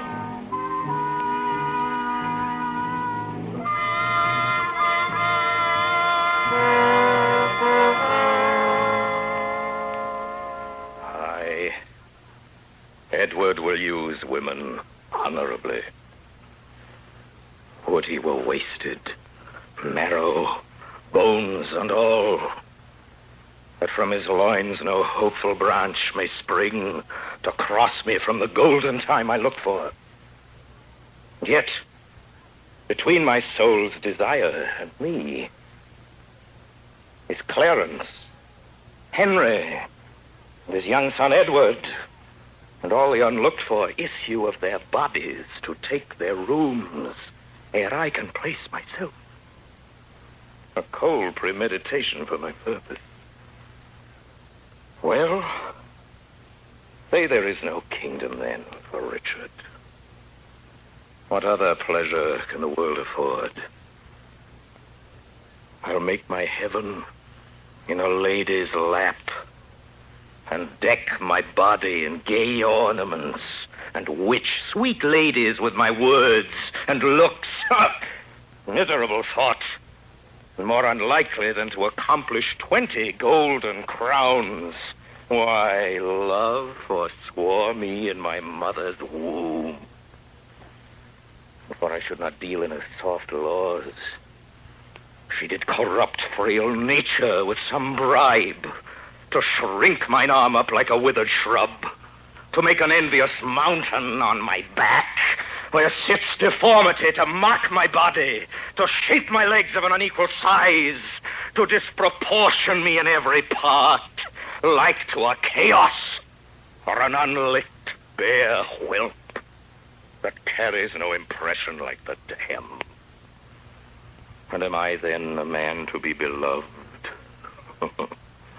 Monstrous fault to harbor such a thought. Then, since this earth affords no joy to me, but to command, to check, and to overbear such as are of a better person than myself, I'll make my heaven to dream upon the crown, and whilst I live to account this world but hell, until my misshaped trunk that bears this head be round impaled with a glorious crown. And yet I know not how to get the crown, for many lives stand between me and home. And I, like one lost in a thorny wood, torment myself to catch the English crown. And from that torment, I will free myself, or hew my way out with a bloody axe.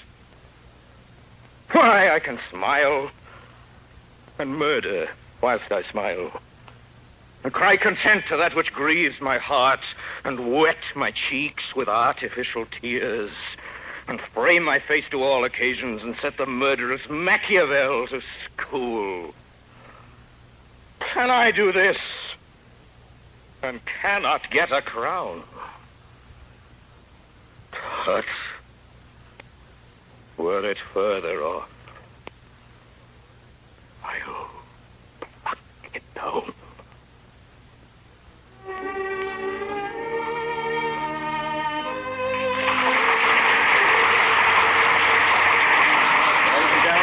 Say goodnight now.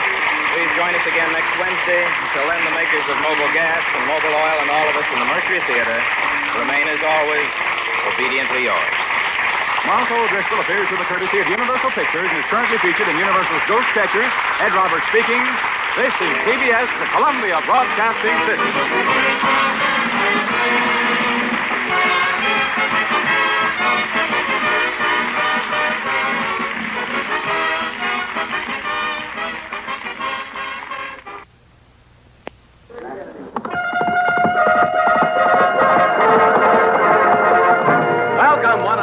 the sign of the Flying Red Horse.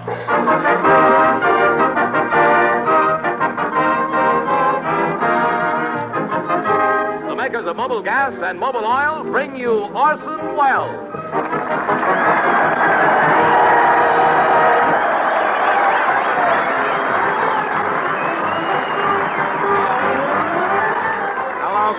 Good evening, everyone. This is Orson Welles. Tonight, the Mercury Wonder Show is pitching its tents at Camp Hahn, Riverside, California. We always do a little magic out here at the camp, and right now we're about to attempt a few experiments in mind reading. I'd like all of you sitting out here to concentrate. I shall endeavor to receive the mental impressions you are sending. Getting an impression already. Initials are JCL. Am I right so far, JCL? You're a private first class. You're having trouble with your superior officer. Right now you're wondering if you should kiss and make up. Wait a minute. Am I getting your message correctly? Let's try it again. JCL, having trouble with your superior officer, wondering if you should kiss and make up. Oh, I see. The officer you're thinking of is your wife, who's lieutenant in the wax. So that fixes that up. Well, I'm glad we got that straightened out. All right, concentrate, please, everybody. I'm getting a thought. Somebody here is thinking of a blonde. Did anybody here have that thought?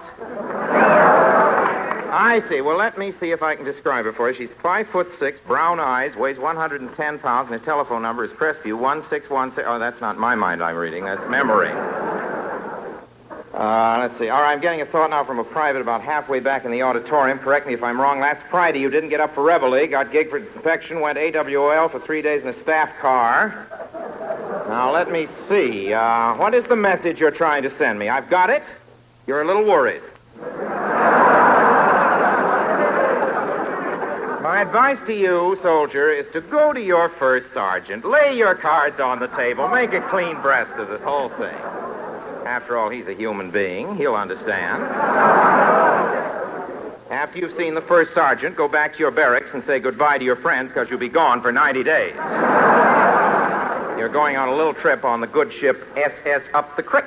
And now to prove to you that I can really read your minds, I'm going to produce what you're all thinking of, that toothsome 20th Century Fox minx, Miss Lynn Bari.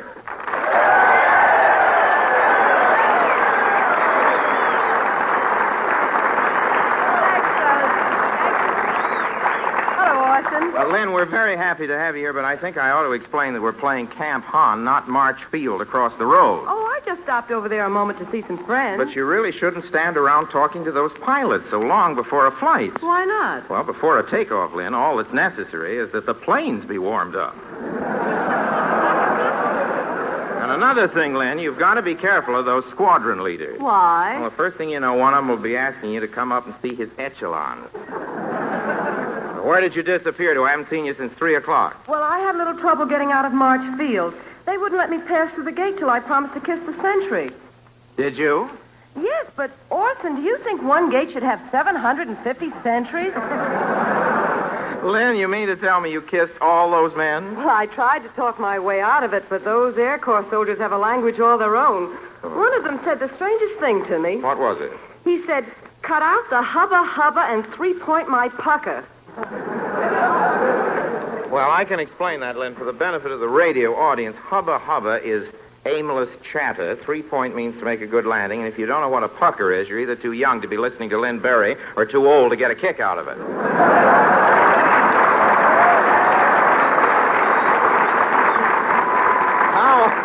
Lynn, how about getting back here into Camp Hahn? Did the sentry at the gate ask you for a kiss here at Camp Hahn? Oh, no. The sentries here are real gentlemen.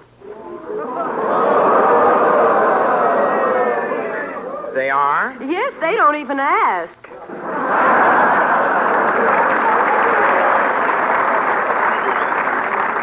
You know, Orson, when I came in, I noticed that you were doing some very interesting experiments on mind reading. Oh, I was, Lynn. If you don't mind, I'd like you to assist me. Oh, do you want me to go down in the audience? No. Not unless you're packing a couple of waist gunners. No, Lynn, all you have to do is stand right here on the stage and place your hand on my forehead like this. Will you do that, please? Mm-hmm. That's right. Now, I'm getting a thought. Boy, am I getting a thought. This is embarrassing. The gentleman's initials are O.W. Wait a minute, that's my mind I'm reading. Well, anyway, that was the phone. Excuse me, Lynn. Hello, I'll answer the phone. Speaking? Oh, it's not so hard to do. Just concentrate, and the thoughts that people have come right into your mind. It's terribly simple. Try it sometime. You may be able to do it, too. Don't mention it. Goodbye. Who was that? Dunninger. And now to get back to you, Lynn. I was about to read your mind. You have to help me. All right. You want me to go down to the audience? She's an eager little beaver, isn't she? No, Lynn, I just want you to stand there. Everybody wants you to go down to the audience but me. I just want you to stand here and concentrate. Are you concentrating? Mm-hmm. Uh-huh. I'm getting it now, Lynn. You little rascal. I never knew you felt this way. You're thinking, Orson, take me in your arms, hold me close, whisper sweet words of love into my ear, and shower my upturned face with kisses. How's that? Am I receiving your thought waves correctly? Oh, brother, are you off the beam? Well, somebody was sending out that thought. Couldn't have been Dunninger again. Maybe we better try a different experiment. I'd like the assistance of some member of the audience, a typical straight-thinking, clean-living GI member of the audience. You, sir, thank you very much. Will you step right up? What is your name, please? Yes. Will you step right here? Yes. What's your name, please? Private Hubert Brill. Uh-huh. What were you before you joined the Army? A civilian. All right. All right, Private Brill, I want you to shake hands with Miss Bari. With this experiment... All right, soldier, all right. You can drop her hand now. You'll get a souvenir after the show. With this experiment... You aren't on sentry duty today, soldier. It's too late now. With this experiment, I shall attempt to prove beyond a shadow of a doubt the possibility of thought transference. Private Brill, I want you to stand here facing Miss Bari. I want you to make up your... Or rather, I want you to make your mind a blank. Think you can do that? Wait a minute. You better stand a little further away. Are you getting anything, Lynn? Not yet. Maybe he's standing too far away. Sometimes this works better when the subjects are closer together, you know what I mean? Soldier, do you mind coming over here and resting your head on Miss Bari's shoulder? Not at all. Just rest your head on. It's awfully nice of you to cooperate with us in this way. That's the idea. Just rest your head on Miss Bari's shoulder and concentrate. Now, Lynn, as soon as you receive any impressions, jot them down on this slate. Wait a minute, soldier. I said concentrate. Don't fall asleep. That's strange. We've done this trick in many camps. This is the first time in many camps that the subject has fallen asleep. Believe me, Orson, he's not asleep. Good, then. Concentrate, soldier. Would you just write something on the slate, please, dear? Right. Thanks a lot. Just write that. Miss Barrett's getting an impression. Very good. Now let me see it when you finished, Lynn. There you are. Uh-huh. It's very interesting. There's been no verbal communication whatsoever between the medium and the subject.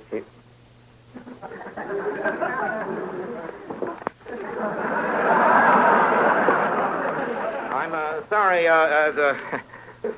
Will you please hand me that eraser, soldier? We can't have anything like that. Would you just step down the audience? We can't have that kind of thought in the place. I don't know what led you to believe Miss Bari could get you a 3-day pass.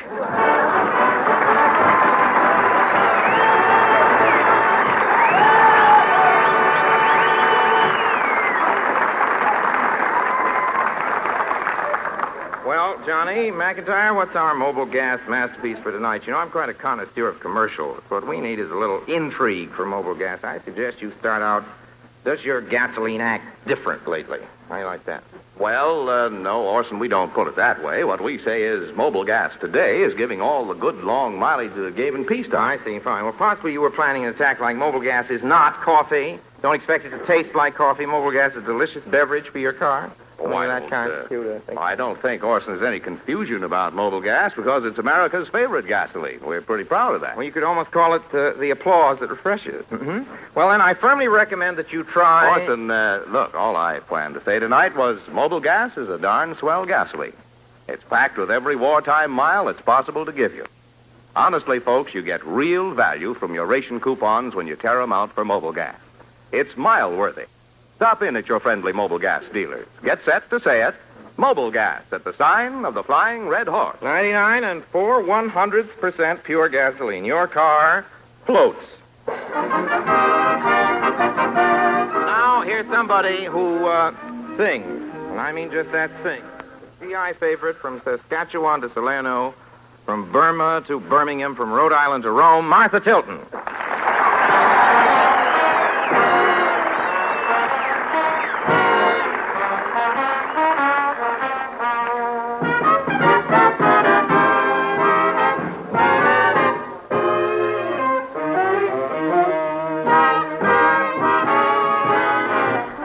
I had a man.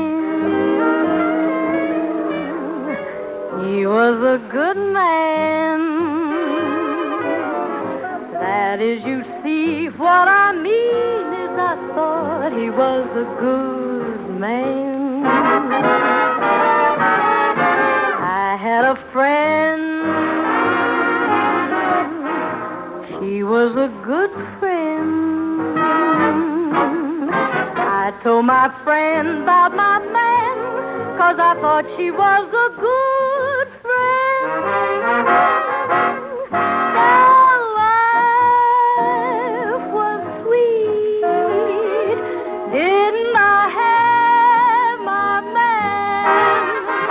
World complete.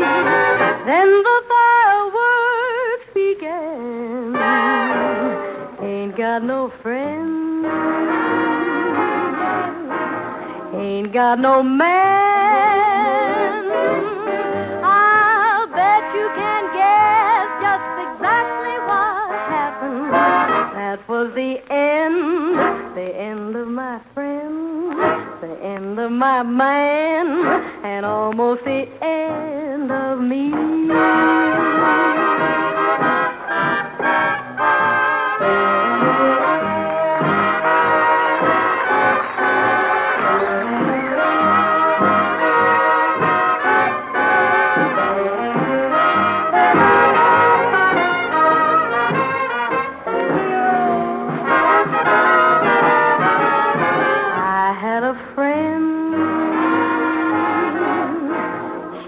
Was a good friend. I told my friend about my man, 'cause I thought she was a good friend. Our life was sweet. Didn't I have my man? World complete. Then the fireworks began. Ain't got no friend. Ain't got no man. I'll bet you can guess just exactly what happened. That was the end of my friend, the end of my man, and almost the end of poor me.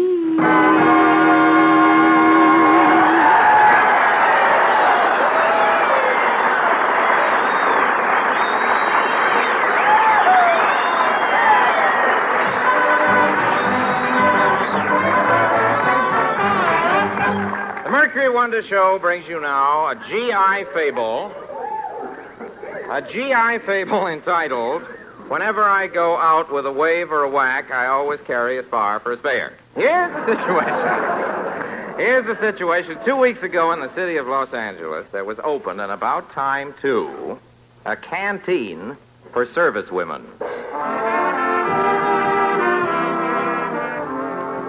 Well, Oscar, here we are at the canteen. Oh, what a mob. Yeah, they're all here tonight. Waves, whacks, spars. Yeah. You going right out on the floor? No, let's go in here and freshen up a bit. All righty. All right. Lend me your comb, will you, Harvey? Sure. Thanks. I hope those female commandos don't give me too much of a rush tonight. I've been on my feet all day at the plant. Yeah. Well, after all, Oscar, you volunteered for this. You signed up as a junior host. I know. Tell me, Oscar, doesn't it give you a nice feeling to be doing something for the girls? Oh, I'm not complaining. I like to dance with the wax, but those spars, they pinch you. Yeah. Besides, they don't follow the rules. They know we're not supposed to make dates on the outside, and they keep asking for my phone number. Yeah. Isn't it Aren't dreadful? they devils? Devils? Yes. It's tough to turn them down. You know that line they give you? Tonight may be our last night together. Tomorrow I'm shipping out. Yeah. You know that. You know, Oscar, the one that kills me is when they say, "You remind me of my brother." Yeah. I know that was it, but they're a great bunch of girls. Oh, they bunch. sure are. They sure are. Well, how do I look, Oscar? Great. Thank you. That seersucker suit ought to wow 'em. Let's go out on the floor.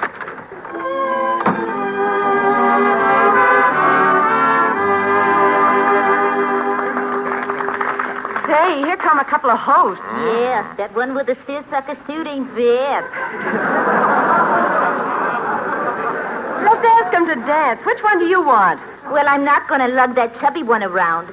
Hey, there's one that really should be working in the kitchen. Well, I think he's kind of cute. Hello. Hello, fellas. What do you say, seersucker? You want to lend me the frame for the next struggle? Struggle. Struggle, you're a scream. Let's go. All right. How about you, Butterball? Would you like to sit this one out? The name is Oscar, and I'd love to sit this one out. Here's a little table right here. There. How long have you been in, Private? 4 months. Just finished my basic. What outfit you with? 112th Field Artillery. Gee, that's a coincidence. Why? Do you know somebody in that outfit? My mother, Aggie Hollister. She's a supply sergeant.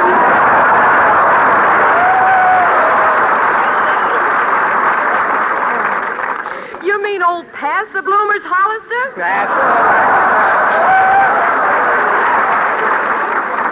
Oh, she's a great girl. Very popular with the gang. Mom tells me they may issue crepe de chine fatigues. Is there anything in that?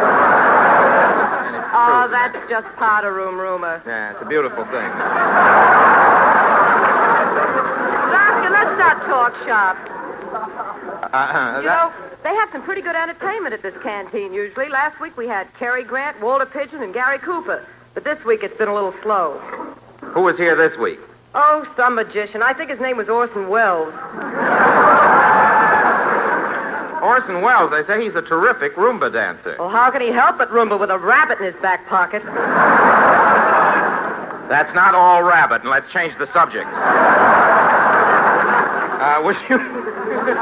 Would you like me to get you something to eat? Oh, not yet. Maybe a little later on. Gee, I hope they have what they had last They week. do. They do? Well, we usually don't get stuff like that in the Army. What was it? Chip beef on toast. Yum, yum. Yum, yum. How about you tied up? Well, a lady Marine. Hit the road, Leatherneck. This is one situation the Army has well in hand. Don't get tough, old girl. I was just looking for a place to sit down. Well, there's a table over there. Happy landing. Okay. Why didn't you let us sit here? Are you kidding? Once those Marines establish a beachhead, you're cooked. Besides, I happen to know that gal, and believe me, she's a real sad sackette.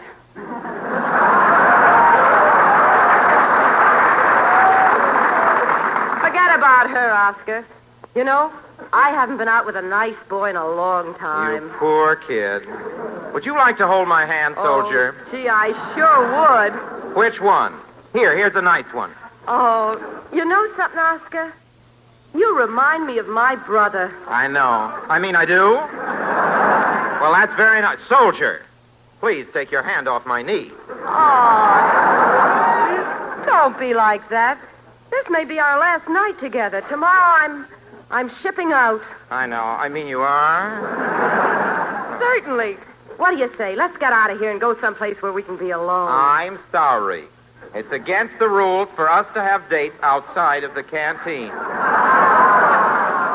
Besides, I've got to be getting home now. Great, I'll take you. No, that's against the rules, too. Look, suppose you leave first and I just sort of follow you home. No. Come on, nobody will ever find out. I'm sorry. The answer is still the same. Definitely and irrevocably no.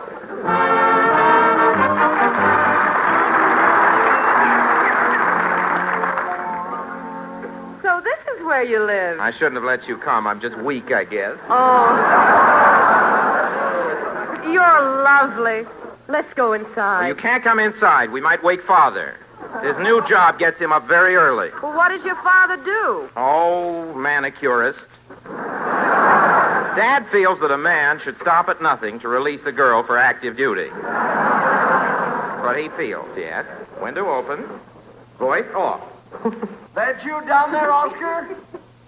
Yes, Father. What you doing? Nothing, Father. A whack just walked me home. Come on up to bed. It's past 11 o'clock. Oh, Father, we're just talking. Yeah, talking, sure. I know those soldiers. Start out with talking on the porch. That's a little gab in the vestibule. Then they're sitting with you on the sofa in the parlor. First thing you know, they're raiding the icebox. I'm afraid I'll have to say goodbye right here, you see. Well, how about a little goodnight kiss? Father's very I should say not. Why? Well, I know you soldiers. I give you a kiss, you tell the rest the whack will tell the waves will tell the spars. First thing you know, I'll be declared out of bounds.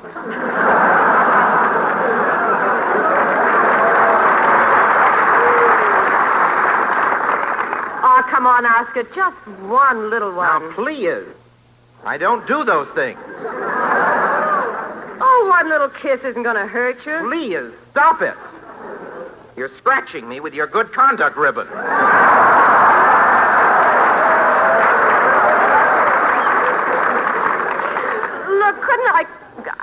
couldn't I just come in for a minute? Sorry, I know those GI minutes.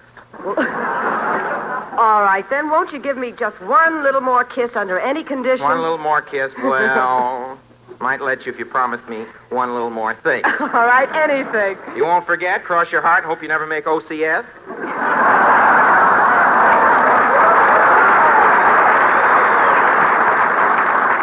Yes, I promise. What do you want? A box of Kleenex from the PX.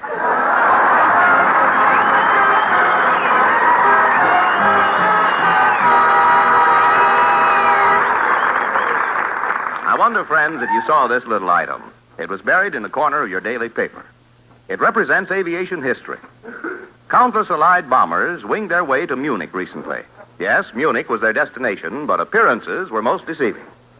To fool the enemy, they went by way of Italy as far south as Milan before they turned for Germany and their objective. 2,000 miles of steady, non-stop flying. Friends, that kind of distance flying takes a powerful gasoline. And gasoline with flying horsepower makes this possible. Flying horsepower is a sensational new super fuel created by the makers of mobile gas. It gives aviation gasoline new power ingredients, enables planes to travel farther, travel faster, and to carry heavier bomb loads. Flying horsepower, it's the product of 11 years of research, of $90 million spent on new equipment and facilities. A refinery in Torrance, California is producing flying horsepower, one of 19 units which comprise the greatest catalytic cracking program in the world. After victory, your car will benefit by flying horsepower. It's coming, friends, in mobile gas at the sign of the Flying Red Horse. As we've said before on this program, jazz music comes from New Orleans. Now, this hasn't ever been satisfactorily explained, but I guess one of the good reasons is that no other city in America, in those days anyway, when jazz started, used brass bands for more reasons. Picnics, political rallies, Mardi Gras, even funerals. Funerals were important. Nobody in New Orleans ever thought of burying their kin without music. And that meant the funeral march, solemn, sober music all the way to the cemetery, up to the last moment when the preacher said those final words preachers say, and the first shovelful of earth fell on the coffin. And right then, the trumpets took a break, and there was a hot lick, and all the way back to town, there was jazz. That's one of the places where jazz was born, on the way back from a burying. Tonight, our Mercury All-Star Jazz Combination reproduces for your information and delectation a New Orleans funeral, old style.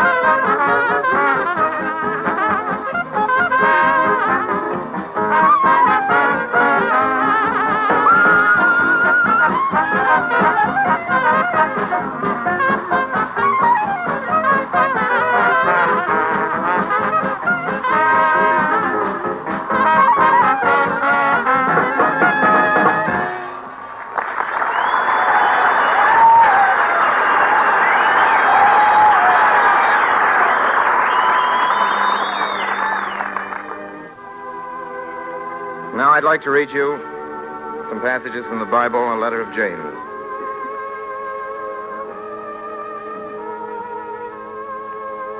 My brethren, have not the faith of our Lord Jesus Christ, the Lord of glory, with respect of persons. For if there come unto your assembly a man with a gold ring in goodly apparel, and there come in also a poor man in vile raiment, and ye have respect to him that weareth the gay clothing, and say unto him, sit thou here in a good place, and say to the poor, stand thou there, or sit here under my footstool. Are ye not then partial in yourselves, and have become judges of evil thoughts? Hearken, my beloved brethren, hath not God chosen the poor of this world, rich in faith, and heirs of the kingdom which he hath promised to them that love him? But ye have despised the poor. Do not rich men oppress you and draw you before the judgment seats? Do not they blaspheme that worthy name by the which ye are called? If ye fulfill the royal law according to the Scripture, thou shalt love thy neighbor as thyself, ye do well. So speak ye, and so do you, as they that shall be judged by the law of liberty. Now faith is the substance of things hoped for, the evidence of things not seen. What doth it profit, my brethren, though a man say he hath faith and have not works? Can faith save him if a brother or sister be naked and destitute of daily food, and one of you say unto them, depart in peace, be ye warmed and filled, notwithstanding ye give them not those things which are needful to the body? What doth it profit? Even so faith, if it hath not works, is dead, being alone. From whence come wars and fighting among ye? Come they not hence, even of your lust? Ye lust and have not, ye kill and desire to have and cannot obtain. Ye fight and war, yet ye have not because ye ask not. Ye ask and receive not because ye ask amiss, that you may consume it upon your lusts. Go to now, you rich men. Weep and howl for your miseries that shall come upon you. Your riches are corrupted, and your garments are moth-eaten. Your gold and silver is cankered, and the rust of them shall be a witness against you, and shall eat your flesh as it were fire. Ye have reaped treasure together for the last days. Behold, the hire of the laborers who have reaped down your fields, which is of you kept back by fraud, crieth, and the cries of them which have reaped are entered into the ears of the Lord. Ye have lived in pleasure on the earth, and been wanton. Ye have nourished your hearts as in a day of slaughter. Ye have condemned and killed the just, and he doth not resist you. Be patient, therefore, brethren, unto the coming of the Lord. Behold, the husbandman waiteth for the precious fruit of the earth, and hath long patience for it, until he receive the early and latter rain. Be ye also patient. Establish your heart, for the coming of the Lord draweth nigh.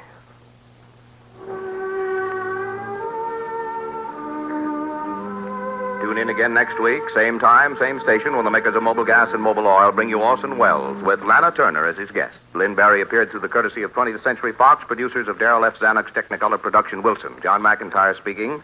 This is CBS, the Columbia Broadcasting System.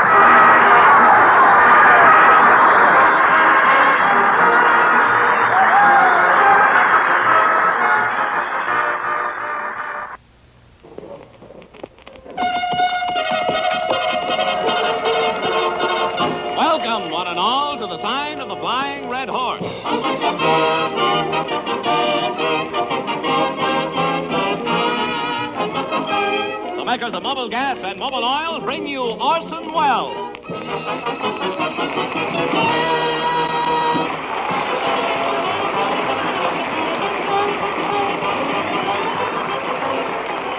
Good evening, everybody. This is Orson Welles. Tonight, the Mercury Wonder Show is pitching its 10th at the Los Angeles Port of Embarkation in Wilmington, and right here, I'm sorry to have to make this announcement. But the guest star we originally planned to have with us tonight just wasn't available at this time, so we had to take somebody else. I know this is a big disappointment to you, but it just couldn't be helped. So appearing with us tonight instead of Bela Lugosi is Lana Turner.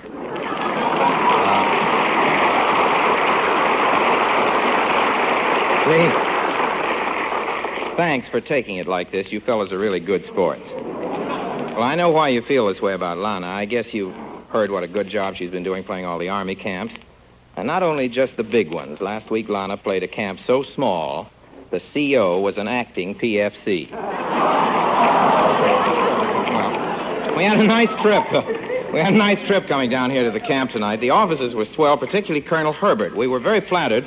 We've never had a colonel come to Hollywood to escort us to the camp before. Of course, we've never had Lana Turner on the program before. I sat in the front of the car, and the colonel sat in the back next to Lana. It's the first time I've ever seen a colonel with barbecued eagles.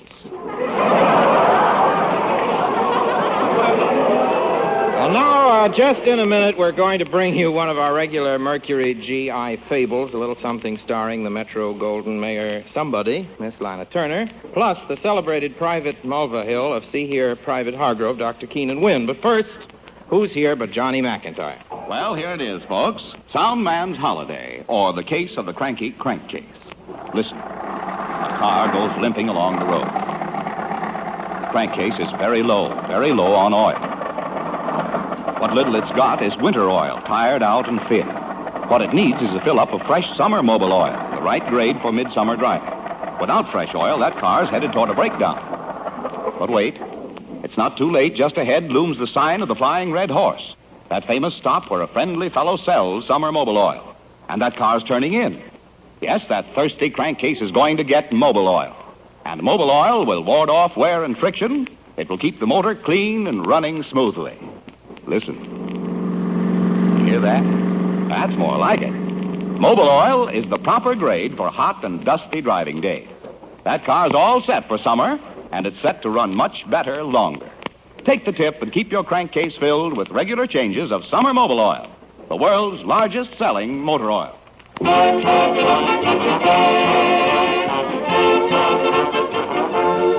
You know, nowadays, the Mercury Theater is spending most of its time entertaining servicemen with a magic show, and this gets us around to an awful lot of Army camps. Well, in one of the camps, just a week or so back, they told us a story. We can't tell you the name of the camp, but we can tell you the story. Maybe you won't believe this story, but we do. We want to. Here it is the way we heard it. You'll decide for yourself what to think about it. Seems a lot of Joes in this camp were chewing the fat on the front porch of the service club. Well, it's weird, that's what it is. Yeah, what was it? How did it happen? Well, like I'm telling you, some dumb clock leaves a truck on the hill in back of Barrack C and forgets to put the brakes on. Yeah. Now, the first thing I know, the truck starts rolling. Now, here's the truck rolling down the hill, heading off the road, and it's loaded with shells, mind you. So I closes my eyes and I holds my ears. You know how loud noises disturbs me. Yeah. Well, after a minute, nothing happens, so I opens my eyes. And there's the truck stopped dead in the middle of the hill, and sitting on the ground 6 inches in front of the truck is Private Holloway. Was he hurt bad? No, it didn't touch him, I tell you.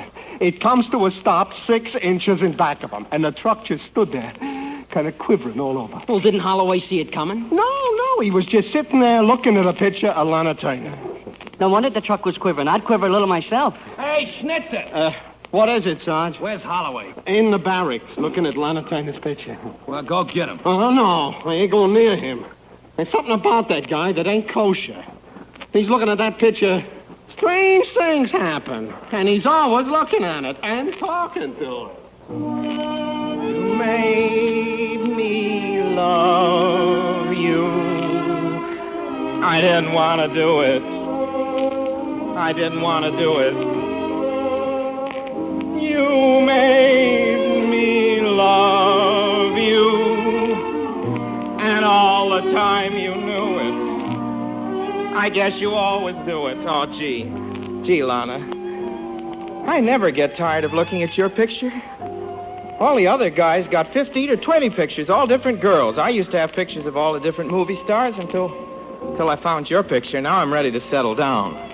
I guess I've always been crazy about you. I'll never forget you in Honky Tonk, where you were married to Clark Gable, and he was always leaving you to play poker, and you cried because you didn't think he was ever coming back.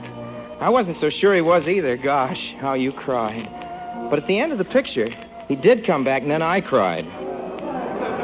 You won't remember this, Lana, but I met you once face-to-face. Honest Injun, I did. I was standing outside the canteen. You came rushing out the stage door and bumped into me, right smack into me. You didn't hurt me, though. You thought you did. You looked right at me and said, "I'm sorry," and patted me on the cheek. That was 1.5 years ago, and I still haven't washed that spot. Then one day I saw your picture on a billboard advertising Swoon Queen Bubble Soap. Well, what's good enough for you is good enough for me, Lana. I borrowed a soup bat from the kitchen and took a bubble bath. Gosh, it was frothy.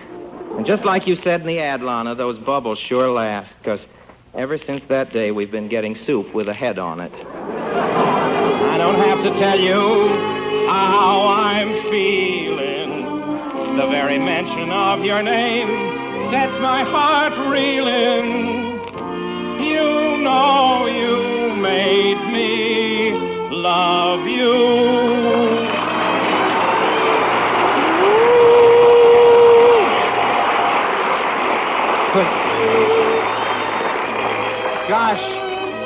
Gosh, Lana, I wish I could see you again in person. When I was a kid, Mother always told me that if you wished hard enough for something, it'd come true. But I guess that's just one of those fairy stories mothers tell their kids. What makes you say that? Well, after all, when you grow up, you just know that those things are impossible. They just can't happen. And Well, what's the matter? Well, you. Lana, I mean Miss Turner, here. Well, you wished for me, didn't you? Oh, well, gee, I never dreamed. That is, a girl here in the barracks. I think it's against the rules. I could get gigged for this.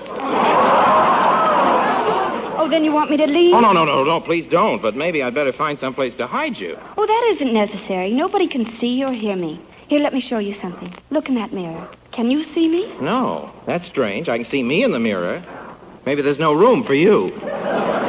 Gosh, this may be all a dream. You may not be here at all. Oh, I'm here, all right. I'll prove it to you. Here. Boy, are you here. Now I don't have to wash either side of my face.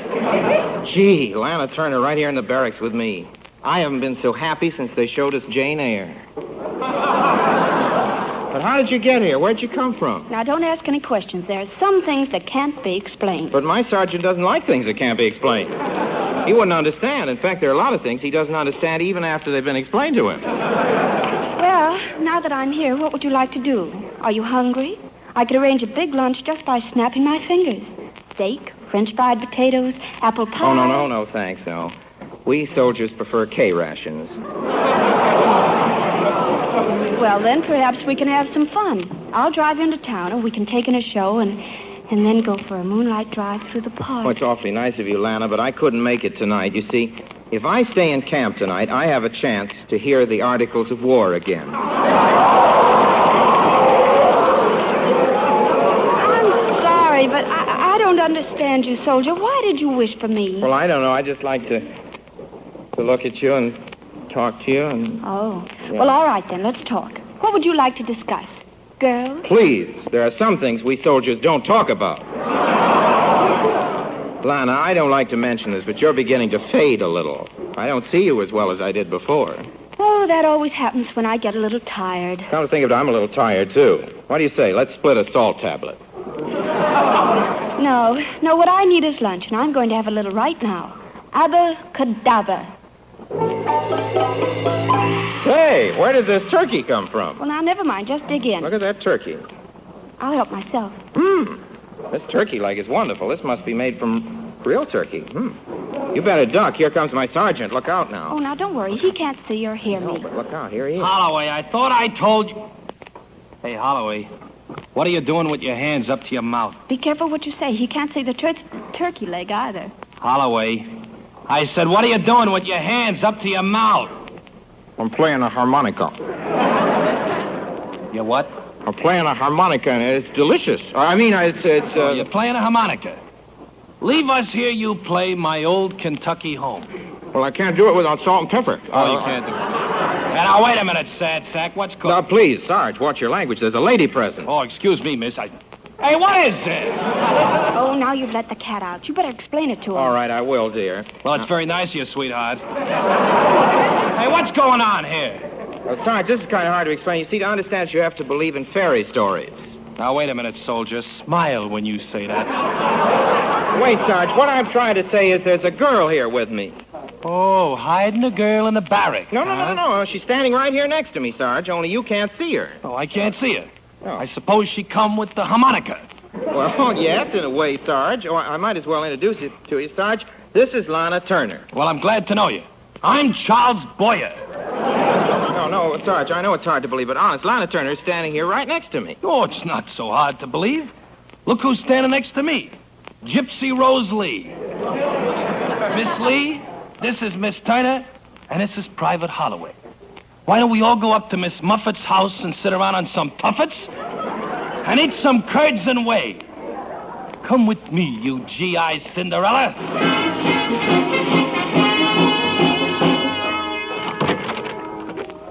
At ease. What is it, Sergeant? I got Private Holloway outside, Lieutenant. I think you better see him. What's the trouble? I think he blew his top. What?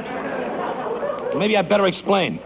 I walked into our barracks just now, and Holloway has got a harmonica, only I can't see it, and he can't play it because he ain't got no salt and pepper. Just a moment, Sergeant. What was that again? Well, look, sir, maybe I better bring Holloway in. Yes, do that. Right this way, Private. Thank you, Sergeant. I better go in with you. Oh, you do, At ease, please. Private. Yes.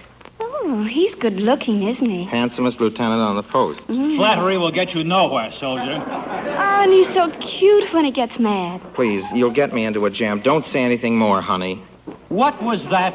Oh, I wasn't speaking to you, sir. Well, let's hope not. Lana, can't you do something? Can't you make him understand, please? Oh, I'm sorry, soldier. They can't see me, and I haven't the power to make them see me. Here, let me show you. See? I'm waving my handkerchief right in front of the lieutenant's face. Holloway, how long have you been using perfume? Well, you've got me wrong, sir. I never used anything but G.I. soap. G.I. soap never smelt that good. If I'm not mistaken, that's taboo. The sergeant doesn't smell as good as he thinks he does. It happens to be Chanel No. 5. You're wrong, Sarge. It's Chanel No. 5. He admits it. That settles it. Come on with me.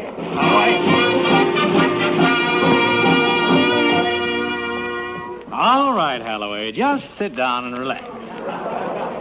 Yes, sir. Thank you, sir. Oh, you can forget the sir here. Try to think of me as your friend, the doctor. Not as an officer. Yes, sir. I mean doctor, sir. You see, Holloway, sometimes when our minds are taxed or strained, we think we see things that don't actually exist. Oh, I'm sorry, sir, if there's anything I can do to help. What do you think you've been seeing, sir? No, Holloway. I'm afraid you haven't got the idea. I'm talking about you, not me. Now, this vision that you think you've seen. No, doctor, I thought you'd understand. It wasn't just a vision. It was really Lana Turner. I know her anywhere with her lovely blonde hair and cool blue eyes and luscious red lips and that perfect figure. There was no mistaking it. Why, she even put her arms around me and kissed me. Right here. Excuse me, Doc. That's a pencil you're lighting, not a cigarette. Yeah. Yeah, so it is. You see, Holloway, some of us have delusions. But that's all right. The danger is if we believe them. Well, I don't know what you mean, Doc. I was sitting in my barracks looking at this picture of Lana Turner when all of a sudden there she was standing right next to me. Maybe we better try the blocks. You see, Holloway, sometimes our imaginations build for us a world that doesn't really exist. What's the matter, soldier? More trouble? Oh, Lana, I'm so glad you showed up. I beg your pardon? Well, I was just talking to Lana. She's here now. Now, Holloway, keep calm. Let's talk this over intelligently. Here, have a smoke. No, thanks. I don't smoke pencils. Oh, darn it, I did it again. Now, look, son, if you persist in this delusion, this vision that you claim to see of Lana Turner, you will eventually withdraw completely from the world of reality. Your life will become one long daydream filled with Lana Turner. Oh, is that bad? Holloway, there's nothing wrong with you. You're as sane as I am. Saner? Well, there are no ghosts, no spirits. We live in a world of facts, not fancy. Science. Science is a wonderful thing. A plus B equals C. Cause, effect. Now, let me show you. This button on my desk, you see wires run from it to a battery, which is in turn connected with a buzzer. I press the button, the buzzer rings. See? But if I walk away from the desk, if I do not push the buzzer... Now, don't worry, soldier. I'll get you out of this. Does the buzzer ring? Does it? Does it? That's the trouble with the wires they make today. Short circuits. It wasn't a short circuit, Doctor. Lana pushed the button. She did nothing of the sort. I must have pressed it myself. I often do that without thinking. I like to hear the buzzer buzz. It sounds pretty.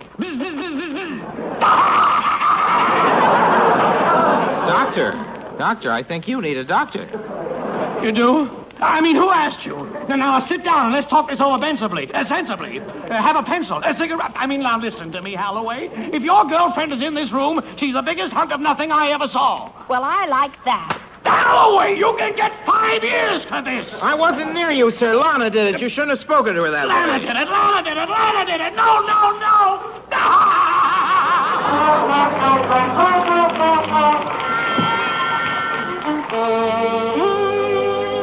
Gee, Lana Turner right here in these here barracks. Think of that. That's a lot of scuttlebutt. How do you know, Sarge? I read about a thing like that once in a book, where a guy was nuts about a dame, only couldn't see her because they kept her locked up in a tower with a dragon on guard duty, see? But this guy, he used to think about her so hard that she'd appear in front of him. And if people are crazy enough about each other, maybe it can happen. After all, love is sometimes a very beautiful and tender emotion. Kiss me. Oh, cut it out, son. All Holloway does is he holds Lana Turner's picture like this, huh? Then he talks to it, and she appears, huh? That's what Holloway says, and I believe him. Well, that's right. You believe that. Tomorrow I'll tell you all about the bees and the flowers.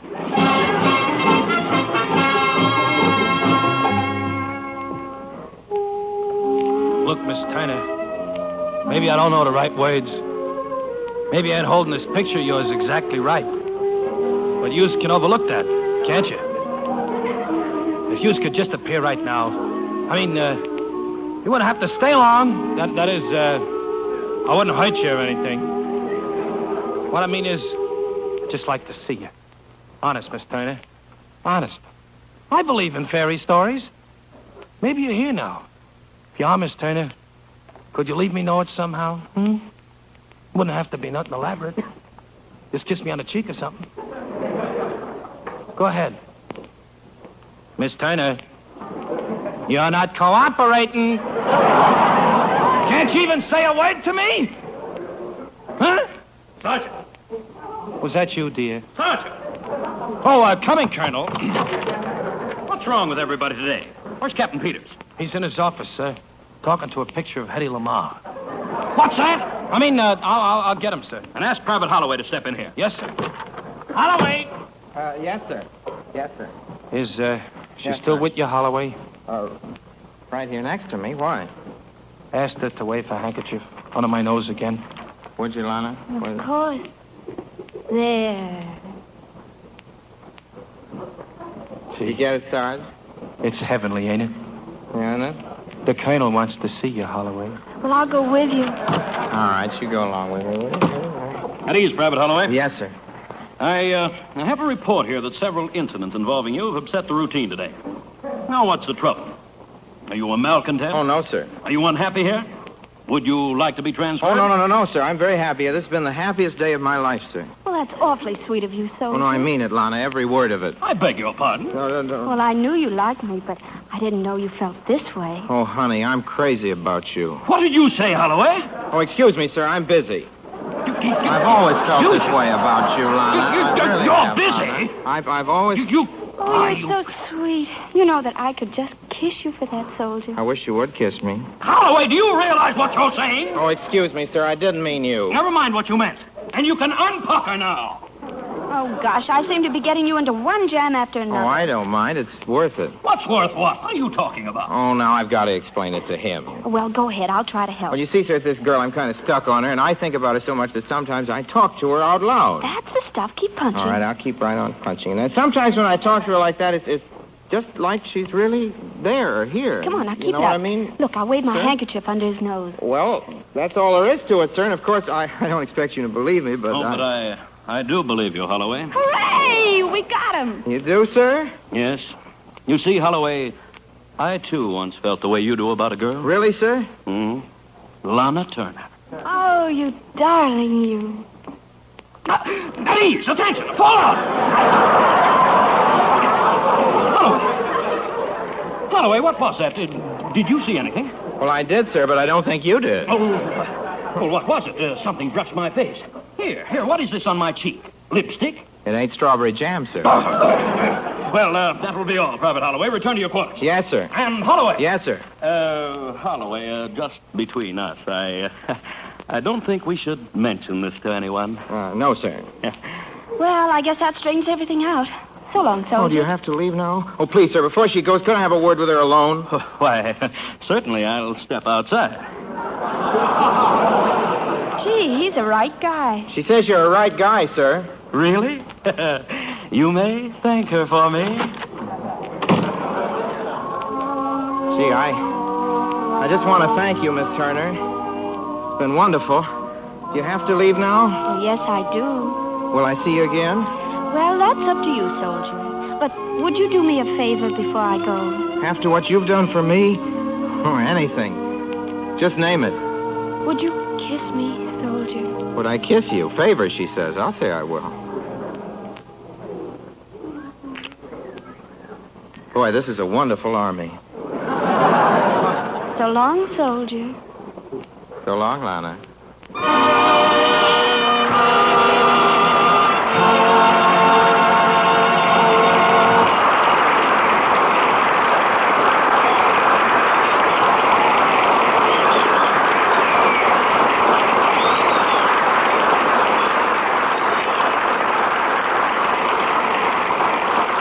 You know, friends, there's a lot of words that rhyme with mile, and every one of them applies to mobile gas.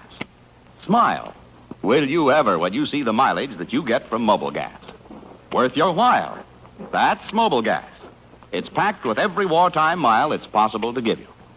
In style, I'll say mobile gas is America's most popular, most asked-for gasoline. Don't you want a gasoline that gives you all the mileage that it did in peacetime? Well, that's mobile gas. The brand that war plant workers, farmers, doctors, salesmen, everybody says is mile-worthy. Get it in your car, folks. Mobile gas. It's a ration coupon stretcher. In style, worth your while. You drive with mobile gas and smile. Stop in at the sign of the Flying Red Horse. And, P.S. Ask your mobile gas dealer for a used tax stamp protector. It's free. Guards the used tax stamp on your windshield when it's washed or polished. Have him paste it on. Speak up for one. It's free. All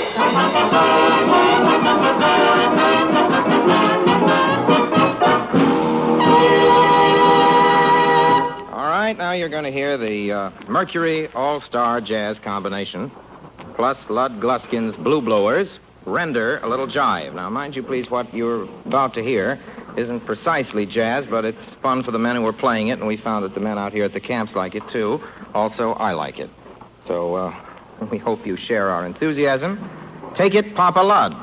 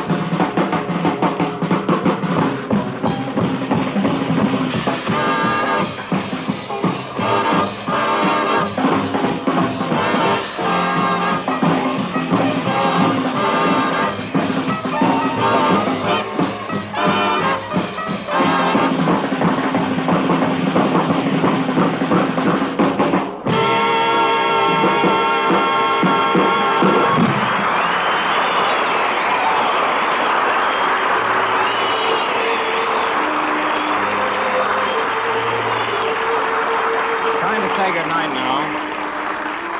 I want to thank Colonel James K. Herbert for his help and cooperation. Our show out here, and I'd like to tell you that next week, our guest is none other than that sumptuous personality, Miss Susan Hayward. We hope you'll join us. Until then, my sponsors, the makers of Mobil Gas and Mobil Oil, and all of us in the Mercury Theater, remain as always, obediently yours. Tune in again next week. Same time, same station, when the makers of Mobil Gas and Mobil Oil bring you Orson Welles with Susan Hayward as his guest. Miss Turner appeared through the courtesy of Metro-Goldwyn-Mayer, producers of the Technicolor musical Bathing Beauty. Keenan Wynn appeared through the courtesy of Metro-Goldwyn-Mayer, who this month are celebrating 20 years of motion picture leadership. John McIntyre speaking. This is CBS, the Columbia Broadcasting.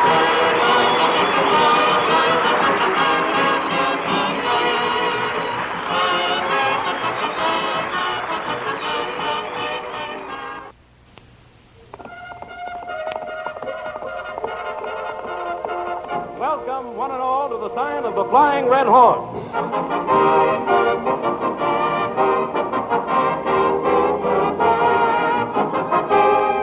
The makers of Mobil Gas and Mobil Oil bring you Orson Welles.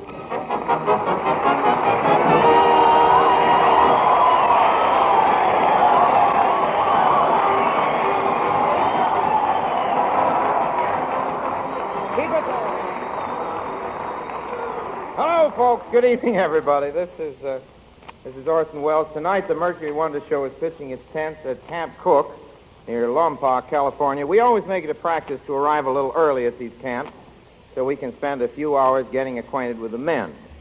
And this afternoon, I was having a cup of coffee, and a PFC came over and asked me for my autograph. And I said, sure, where do you want me to sign? He said, right here on this piece of toast. I said, you mean you want me to sign my name on a piece of toast? He said, yeah, after what we've been getting on that toast, your name will be a pleasure.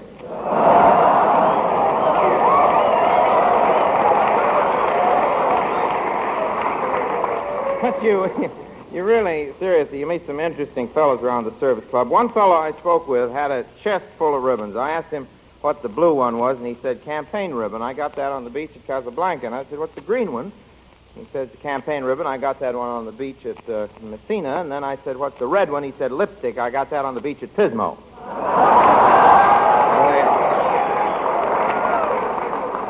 I got talking to a couple of MPs for the benefit of our listeners, radio audience. An MP is a military policeman.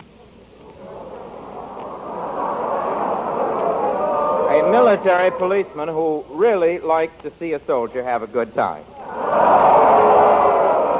In fact, there's one thing, only one thing an MP likes better, and that's preventing a soldier from having a good time. But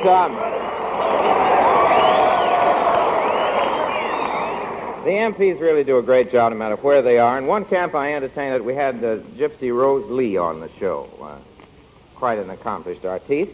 And would you believe it, in the middle of her act, two MPs jumped up on the stage and tried to arrest Gypsy for being out of uniform.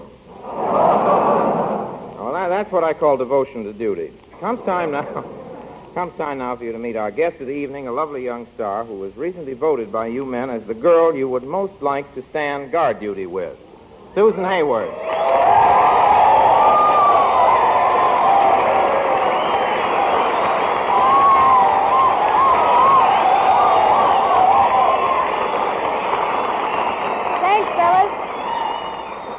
Thanks a lot, fellas. Hello, Orson. Susan, where'd you disappear to? We arrived here at 3 o'clock. I haven't seen you since. Well, I got talking to one of the soldiers. Such a sweet boy. He invited me out with him tomorrow. Some social function they have every few weeks. I think it's called bivouac. Bivouac. Oh, yes, that's a sort of a camping trip where the soldiers roast marshmallows and have scads of fun. Sort of a picnic, huh? Do the wax go along? No, it's not that much of a picnic. That soldier, he must have been a cute kid, this soldier you're talking to, Susan. Oh, he was nice. He took me to the map room and showed me the gun emplacements, and then he asked me if I'd like to see some field operations. He couldn't have been an ordinary soldier. Did he have any stripes on his sleeve? No stripes. Oh, but he must have been doing very good in school, because he had a silver star on each shoulder. Just a plain soldier, yes. Well, Susan, we've cooked up a nice little playlist for you to appear in tonight. We think it's nice anyway. But while the sound man is setting up his door slam, let's listen while Kay Thompson sings Louisiana Purchase with a fine group of Thompsonian singers. Oh, Louisiana Purchase, I'll tell you what it means. It means I'd like to sell you New Orleans. Come on, come on. New off and go to town way down to New Orleans. Louisiana salesman with nothing in his jeans. That's why I'd like to sell you New Orleans. Come on, come on. New off and go to town way down to New Orleans. Where does that heat come from? That rhythmic beat come from? And that red meat come from? New Orleans,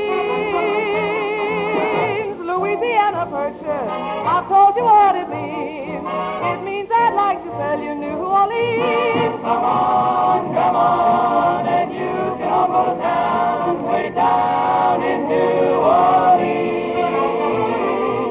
You can take your Philadelphia scrapple and your Boston baked beef. But the love of my life is New Orleans. Louisiana. It's just a few points above Louisiana. That's where those blue points come from, Louisiana. Down in New Orleans. New Orleans is in Louisiana. Louisiana, my home is in Louisiana. New Orleans, where they have the Mardi Gras, where they all get dressed up and walk around and laugh. With some rice and chicken gumbo, and beautiful girls is right on the Gulf Stream. Louisiana Purchase, I'll tell you what it means. Louisiana Purchase, I'll tell you what it means. If you want to make a purchase, we will give you purchase at a price. Now ain't that nice? Oh, no place could be grander, no place could be grander than my Louisiana. Louisiana, Louisiana, Louisiana, Louisiana, Louisiana, Louisiana. Louisiana, my home, no place could be grander, no place could be grander than my Louisiana. New Orleans, Louisiana. Ha ha ha. Ha ha ha. Louisiana is for sale. Do you wanna buy it? It's for sale.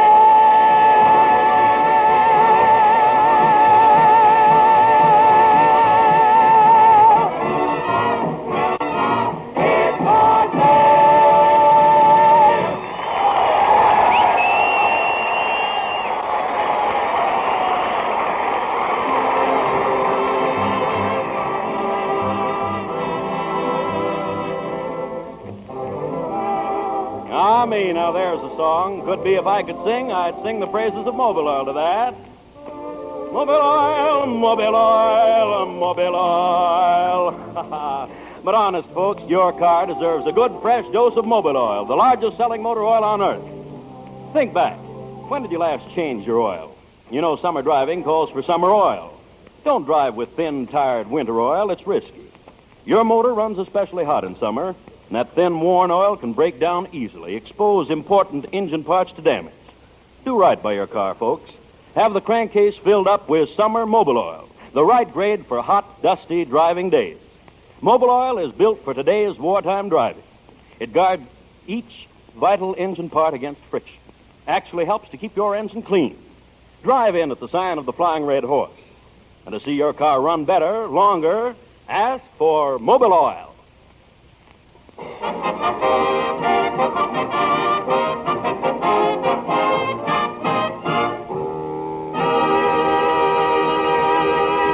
And now, without further ado, the Mercury Players present a little GI fable, a drama of life in these United States, the year 1944. The scene, a little bungalow not far from the aeroplane plant, where our hero, Harvey Watson, is employed. As we look in on him now, Harvey is puttering around the kitchen.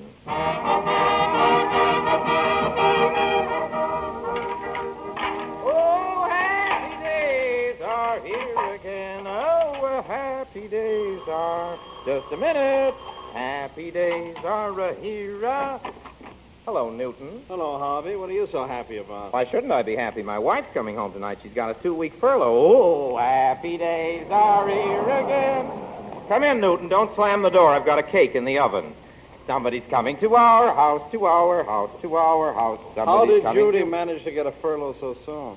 Oh, she did something very clever, and they rewarded her for it. Seems some of the girls were repairing the colonel's Jeep, and one of the girls started to install a bazooka instead of an exhaust pipe. Judy discovered it just in time to keep the Wacks from having the only colonel in the Army with jet propulsion. What a girl. There she is, there she is. How do I look? Oh, fine. Oh, I don't. My hair's a mess. Help me out of this apron. Coming. Harvey. Judy. Gosh, you look wonderful. Let me look at you. Oh, Harvey. Oh, Judy. Darling, you got your stripe. Uh-huh. Technician, 5th grade. How wonderful. Kiss me. Honey, you're a 1st grade technician. Well, I guess I better be going. Hey, what's your hurry, Newton? See you next month. Oh, gosh, how I've missed you. Not half as much as I've missed you, honey. I'm proud of you in that uniform and everything, but did you have to join up on our honeymoon? Well, darling, you know I wanted to wait till we got back from Niagara Falls. Oh, I know your mother talked you into it. We never should have taken her along. Well, let's forget it, dear. I've got a 2-week furlough. What's wrong with having our honeymoon now? What's wrong? Oh, Judy.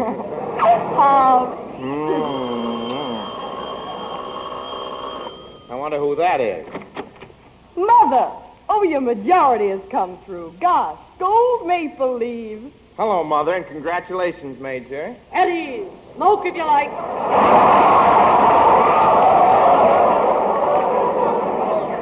Gee, you look wonderful in that uniform, Mother. Don't be so formal. Call me Major. Well, come on in, Mother, and sit down. Make yourself comfortable. Now, quit polishing the apple. Well, I finally got with the outfit I've been hoping for. Which one is that, Mother? 112th Paratroopers. Well, I'm so happy for you, Mother. I mean, Major. Won't you stay and have dinner with us? I might as well. I'm hungry enough to eat a bear. Go ahead, Harvey. Get the chow on. Yes, sir. I mean, Mother. I'll put the food on. How long is your furlough, Judy? 2 weeks. So's mine. Say, I've got a wonderful idea. I'll stay here with you, Judy. You could use a little indoctrination. Harvey! Harvey, what happened? I dropped the mashed potatoes. Oh, that was a wonderful dinner, Harvey. Wasn't it, Mother? It might have been with mashed potatoes. Oh. Come, Judy, let's have our coffee inside while Harvey cleans up the dishes. Well, couldn't I come inside and talk a while, too? Come, Harvey, no gold bricking. I said do the dishes. That's a detail. Now get on the ball. Yes, sir. Yes, sir. No battle axe, button into everything. What are you planning to do with your furlough, daughter? Well, Harvey and I haven't really had a honeymoon, Mother, so I'm just going to spend this 2 weeks with Harvey. Sounds monotonous. That's right, Butterfingers. Butterfingers. Steady, Harvey. Put that knife down. You'll never get away with it. Well, Mother, we won't be together every night. On Fridays, Harvey usually goes to the fight. Oh, the fight. Those men who say they're going out to the fight. Ground glass might do it. Ground glass would show up in the autopsy. Let me see now. Well, all I know is I was married for 20 years, and my husband never left home to see a fight. He didn't have to. Before your father and I agreed to a divorce, he never drank, never smoked, gave me his pay envelope sealed, and never stayed out one night. He was a pretty fair man. I guess he's dead now. He's not dead. He's hiding. Yes, your father was a good man, Judy. And when I think of the men you could have had, and what you wound up with. You better tell him to stop, Judy, before he wrecks the plumbing, too. I'll be through in a minute, dear. A revolver might do it. You see, Your Honor, we were just looking at the gun. I didn't know it was loaded. No, that's an old one. That won't do Here's a it. coffee cup, Harvey. Oh, darling, let me finish. Nonsense, you're tired. Let Harvey do them. Come to think of it, we must all be tired. Maybe we'd better turn in. All right. Mother, you take the bedroom, and Harvey and I will manage you all right down here on the daybed. You'll do nothing of the sort. You deserve a good, soft bed. Mother's right, Judy. Well, if you insist, Mother. I certainly do. Go right upstairs. I'll be up in a minute. Harvey can sleep down here. Well, lucky I brought the field kit. We'll have something to eat out of tomorrow. Good night, Harvey. Good night, Mother. Good night, Harvey. Good night, Judy.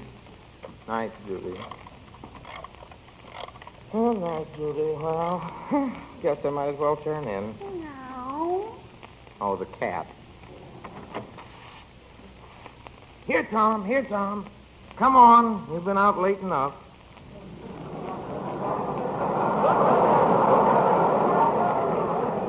Come on, Tom. Get in here before Mother takes away your good conduct ribbon.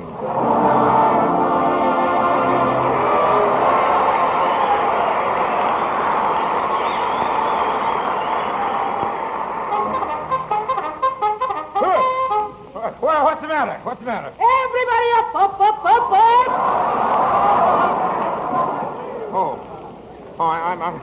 I'm sorry, Mother. I didn't realize it was after 5. I'll get the coffee on right away. Very well. Call me. I'll be in the garden. Good morning, Harvey. Oh, Judy, I can't stand this any longer. I've had 2 weeks of it, and it's driving me nuts. I'm going to a psychoanalyst. Oh, but, darling, look, I can't say anything to her. She's my superior officer. But does she have to play soldier all the time? Just because I forgot to kiss her good night, I got gigged. KP again today? Yeah, KP, and those GI practical jokes of her. Now, honey, look, she won't be here Thursday. I know, but I don't care if she is your mother. I don't like anybody tying knots in my dental floss. Well, I just don't, that's all.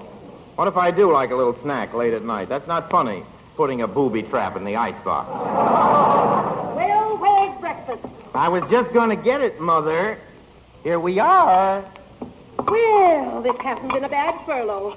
But I think I'll go back to camp this morning. Oh, do you have to, Mother? Ow! Excuse me, dear. Was that your shin that bumped into my foot? There's a train in 15 minutes. Wonder if I can make it. Can you make it? We'll help you. Grab that sack, Judy. I've got this one. Push me down! Goodbye, Mother. Goodbye. Goodbye, Judy, dear. You may kiss me now. By the number. Parker. Hop, 2, 3.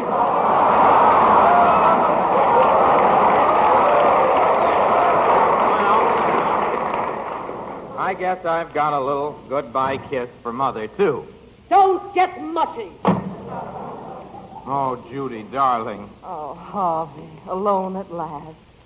Now, look, don't feel badly about Mother, dear. We still have all day together. A whole wonderful day. Yeah. And just think we can sleep right through till 8 o'clock tomorrow. And no bugle waking us up. Mm-hmm. Yeah. Harvey, do you love me? Yeah. Wait till I put these dishes away, huh? Kiss me? You bet I will. Now, who can that be? Judy, it's the Colonel. Grandma! Just got a 24-hour pass. Thought I'd spend it with you. At ease. Smoke, if you like.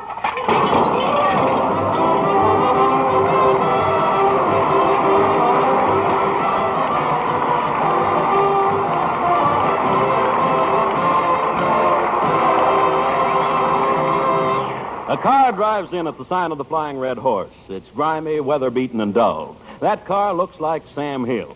Now we'll allow a few seconds for transformation. That same car drives out like a showroom job. It's gleaming, sparkling, the colors restored. Enter looking like 2 cents, exit looking like $1 million. What went on? Mobile gloss and mobile wax went on. The body of that car got those 2 famous beautifiers, mobile gloss and mobile wax. You can do it yourself or have them applied by your friendly mobile gas dealer. Mobile gloss, which goes on first, cleans the finish and restores its original color and brilliance. Next, a sturdy, shining coat of mobile wax protects the surface, brings up the luster, keeps it gleaming for months. Try it. It's so easy. And the results are a knockout. You won't know your own car, folks. Drive in at the sign of the Flying Red Horse and ask for mobile gloss and mobile wax. Also, get your free use tax stamp protector. Have your mobile gas dealer paste it over the use tax stamp on your windshield. It protects your stamp when the windshield's washed or polished. Get yours free. Thanks, Lou. And now our Mercury All-Star Jazz combination, which I think we should mention, includes the following great instrumentalists. Kid Ory trombone, Zutty Singleton drums, Bud Scott guitar, Ed Garland bass, Norman Bowden trumpets, and Fred Washington piano. They offer you now Royal Garden Blues.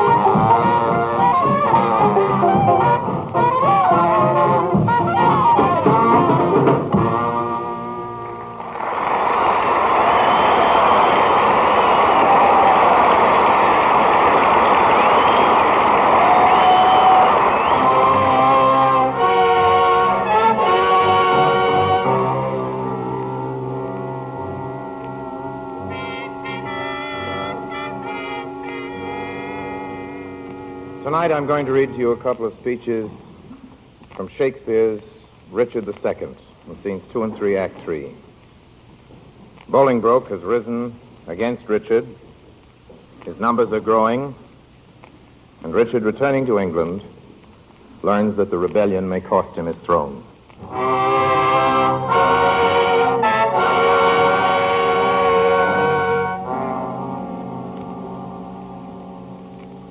Of comfort, no man speak. Let's talk of graves, of worms and epitaph. Make dust our paper, and with rainy eyes write sorrow on the bosom of the earth. Let's choose executors, and talk of wills, and yet not so, for what can we bequeath? Save our deposed bodies to the ground. Our lands, our lives, and all are Bolingbroke's, and nothing can we call our own but death. And that small model of the barren earth, which serves as paste and cover to our bones. For God's sake, let us sit upon the ground and tell sad stories of the death of kings, how some have been deposed, some slain in war, some haunted by the ghosts they have deposed, some poisoned by their wives, some sleeping killed, all murdered. For within the hollow crown that rounds the mortal temples of a king keeps death his court. And there the antic sits, scoffing his state and grinning at his pomp, allowing him a breath, a little scene to monarchize, be feared, and kill with looks, infusing him with self and vain conceit, as if this flesh which walls about our life were brass impregnable, and humored thus comes at the last, and with a little pin bores through his castle wall. And farewell, King. My liege, one word. He does me double wrong that wounds me with the flatteries of his tongue. Discharge my followers, let them hence away from Richard's night to Bolingbroke's fair day.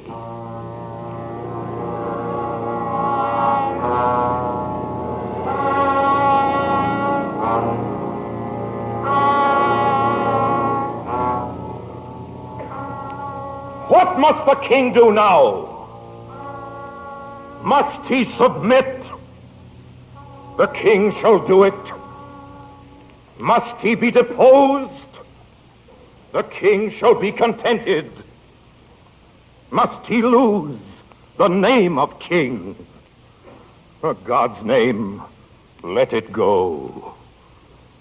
I'll give my jewels for a set of beads, my gorgeous palace for a hermitage, my gay apparel for an almsman's gown, my figured goblets for a dish of wood, my scepter for a palmer's walking staff, my subjects for a pair of carved saints, and my large kingdom for a little grave. A little grave. An obscure grave. Or I'll be buried in the king's highway, some way of common trade where subjects' feet may hourly trample on their sovereign's head. For on my heart they tread whilst now I live, and buried once, why not upon my head? O Merle, thou weepst, my tender-hearted cousin. We'll make foul weather with despised tears. Our sighs and they shall lodge the summer corn and make a dearth in this revolting land. Or shall we play the wantons with our woes and make some pretty match with shedding tears? As thus, to drop them still upon one place, till they have fretted us a pair of graves within the earth, and therein laid their lives, two kinsmen dig their grave with weeping eyes. Would not this ill do well? Well, I see. I talk but idly, and you laugh at me. Most mighty prince, my lord Northumberland, what says King Bolingbroke? Will his majesty give Richard leave to live till Richard die? You make a leg, and Bolingbroke says aye. My lord, in the base court he doth attend to speak with you. May it please you to come down. Down I come, like glistering Phaeton, wanting the manage of unruly jades. In the base court, base court where kings grow base, to come at traitors' calls and do them grace, in the base court, come down! Down court! Down king! For night owls shriek where mounting lark should sing.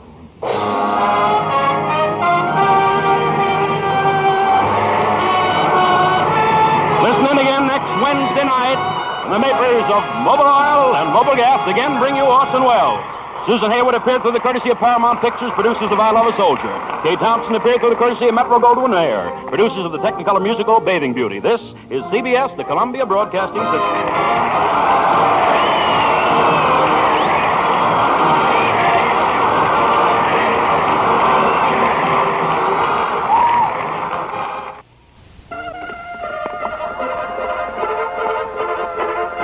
Welcome, one and all, to the sign of the Flying Red Horse.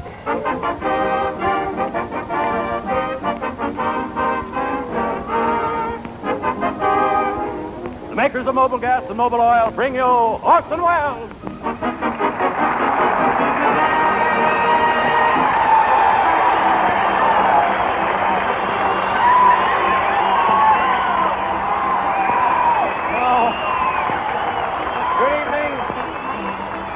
Everybody.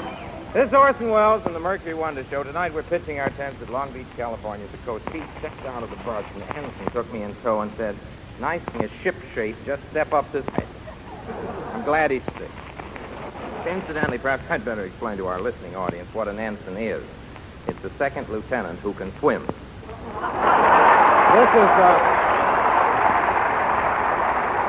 This is really a wonderful place you have out here, though, gentlemen. Although it gets pretty hot on the beach, I understand you have very sudden windstorms. Every once in a while, it must be very embarrassing for you fellas. You roll a 3 and a 4, and the next thing you know, it's a 1 and a 2. You know, we were out this way with the Mercury Wonder Show just a few weeks ago at the Ferry Command Base at Long Beach, and Marlena Dietrich was our guest star. I'll never forget it. In the middle of the program, she kissed me. It was the first time I ever told a joke and circled over the field to see who was laughing. But I'm really partial to Coast Guard on account of my Uncle Choo-Choo Will. He's a pilot in the Signal Corps. Well, he's not exactly a pilot. He doesn't fly planes over the ocean. He helps carrier pigeons across puddles. Now, naturally, I wanted to follow in Uncle Choo-Choo's footsteps and join the Coast Guard when I was 12 years old, but Mother wouldn't let me. I was always tied to her apron strings. In fact, I was 16 years old before they found out whether I was a boy or a yo-yo. The Navy is always, the Coast Guard has always fascinated me, especially their uniforms. There's one thing I never could figure out. Why do they wear the pants so wide at the bottoms when they need the material so desperately up above? But enough of this banter. Here's why you're here. She's one of the loveliest of Hollywood's brightest new stars. She's appearing in Goodnight, Sweetheart, and we're glad to welcome her to the Mercury. Her name is Ruth Perry.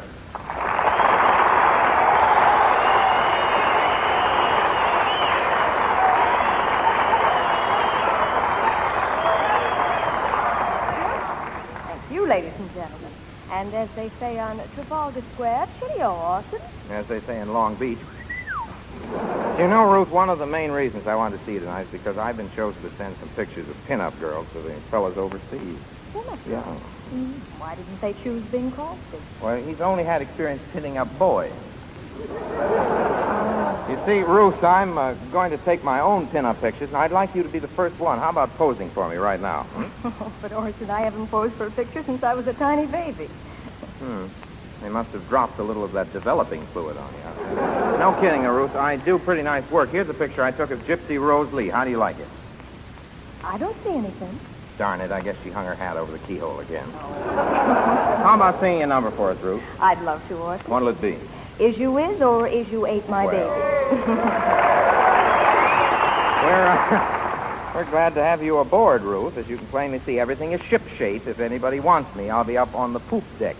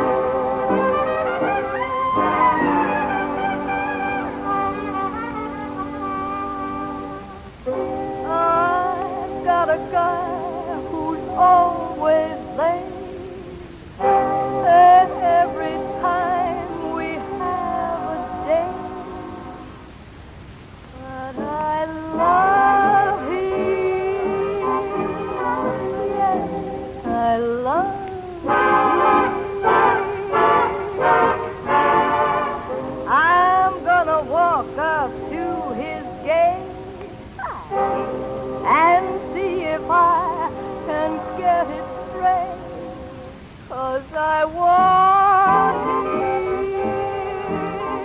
I'm gonna ask him.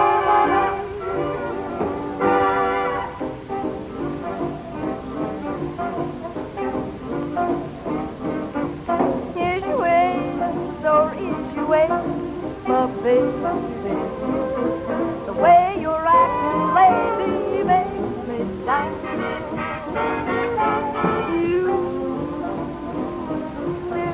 My baby, seems the flame in your heart just gone out. A man is a creature that has always been strange. Just when you're sure of one, you'll find he's gone and made a change. Is you is or is you ain't, my baby? Maybe baby's found somebody new. Or is my baby still my baby? I said a man is a creature that has always been strange. Just when you're sure of one, you find he's gone and made a change. Is you is or is you ain't, my baby? Baby's found somebody new. Or is my baby still my baby true? Is you is or is you ain't?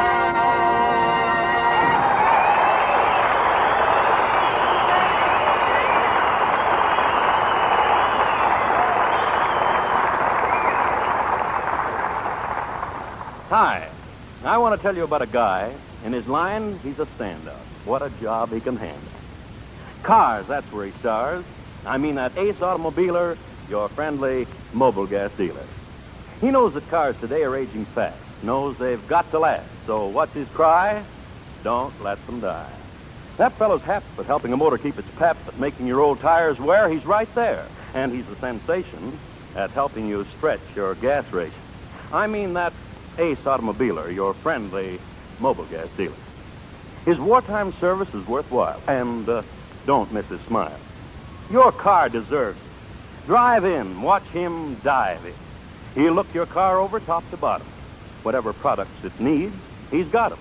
Listen to what he tells you. Notice he never oversells you. He's a conscientious, knowing fella, a help your car keep going fella. I mean that Ace Automobiler, your friendly mobile gas dealer. You'll find him, of course, at the sign of the Flying Red Horse.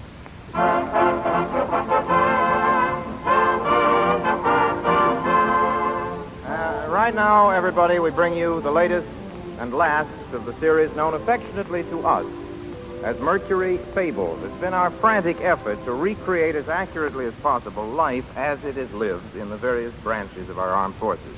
Tonight we bring you life in the Coast Guard, a typical slice of it. The scene, the Wilmington Patrol Base. Hector, guess what I just heard? Oh, you're always coming around with scandal. Where did you hear it? You know where. But this is a definite rumor. I heard that our leaves are coming through any day now. Gee, I hope they don't come through. I'm on mess duty, and I'd hate to miss it. All right, you guys, the mail's in. Come and get it. Oh, good. Where you been? Hey, I'm expecting a package. Oh, here it is. Well, open it up. Let's see what's in it. Yeah, I will. Take it easy. Well, look at this. Just what I needed. A pair of water wings. Oh, isn't that nice? Well, look what I got, Basil. Some new pin-up pictures. Hey, that one's a beauty. Who is she? Whistler's mother. I think I'll hang it right next to my picture of Eli Whitney's cotton gin. Yeah, that's where I think I'll put it. Who's this babe in the bathing suit? Isn't it exciting? It's Marjorie Reynolds. And look, you can see her knee where the suit is torn. How can they send that stuff through the United States mail? Hey, excuse me, sailors. The CPO sent me in. He says I'm supposed to bunk here. Oh, you're the new man. Yeah. The CPO told me that this barrack was just like a home away from home. Oh, yes, it is. It is. It's a dandy. Oh, my, just remember, there isn't a comfortable bed left. Shucks. Language. I'll tell you what I'll do. You take my bed. It's got a Beauty Rest mattress. And I'll go over to the... Well, it does. And I'll go over to the day room and sleep on the pool table. Well, gee whiz, I'm sorry. I mean, won't it be uncomfortable for you sleeping on a pool table? Oh, I don't mind. It's only 60 cents an hour. Well, this certainly is a nice camp. Oh, by the way, how are the women around this town? Please, don't talk like that in front of Hector. He's very bashful. I am not. Of all people, you ought to know better, Basil.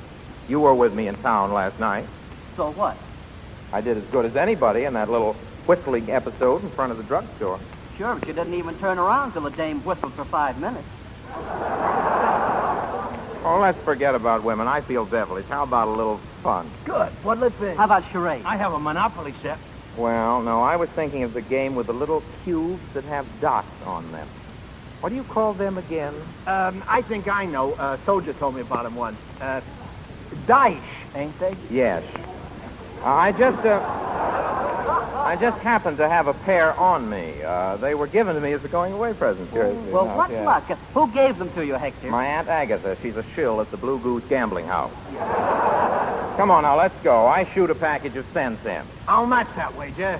Gee, I've never done this before. Well, nothing ventured, nothing gained. Come on, you 7 snake eyes. Crawl under a rock and boxcars. Get off my siding. Hey, you say you never played this before? No, never. All ready, fellas? I'm coming right out for a buck. Ada from Decatur. Jiggers, fellas. It's the lieutenant. Attention! Be with you in a minute, Lieutenant.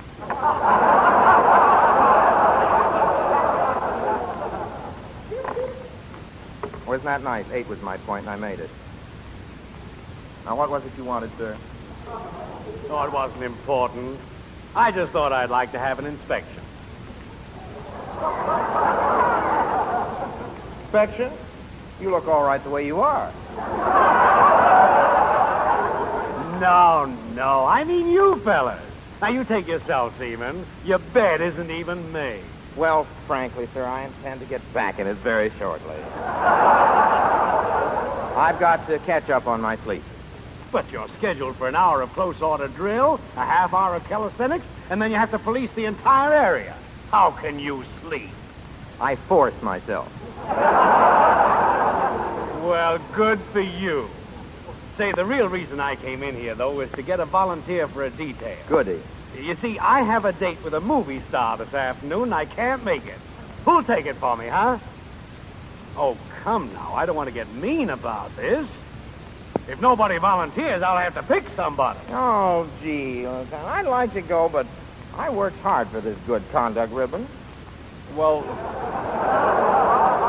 now look, fellas, it's not really a date.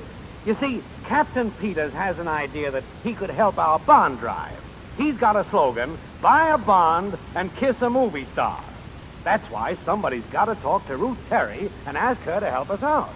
Ruth Terry? Oh, well, in that case, I'll talk to her. So, you see, I've had a little experience in that line. I was at a bond rally a couple of weeks ago where Betty Hutton sold kisses for $25, $50, and $100 bonds. Well, how does that work? It's the same kiss, isn't it? No, for a $25 bond, she holds you. For a $50 bond, you hold her. And for a $100 bond, you hold on to your hat. I'll go right over and try to get Miss Terry to cooperate on our buy a bond and kiss a movie star idea.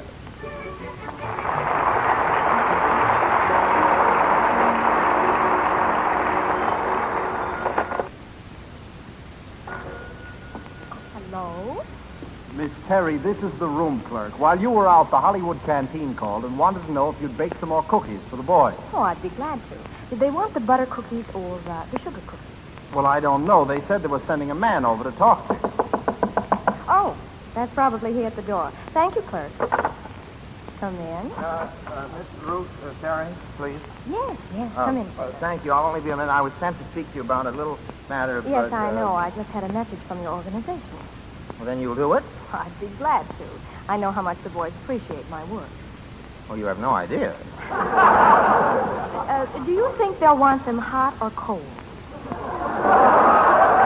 Well, I didn't think you'd have any cold ones. Funny, most of the boys like them hot, even if they are a little sticky. You know, they prefer to have them right off the pan.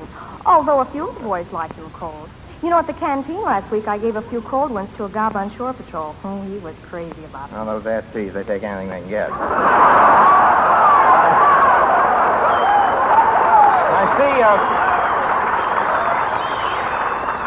I see you've had quite a bit of experience in this particular line. Oh, yes.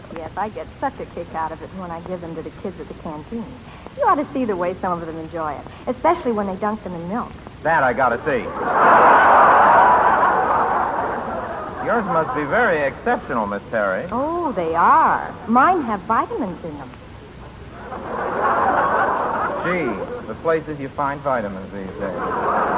Would you like to try a sample? Well, gosh, that's awfully sweet of you, Miss Terry. I'm just an ordinary sailor, and it might be a novelty. We usually don't get anything like that in camp, you understand what I mean? You know, I'm working on a new one now that no one's tasted yet. You put a lot of time on this, don't you? It seems to be quite a hobby. How about that sample you promised me? I'm getting kind of interested. All right. How many would you like?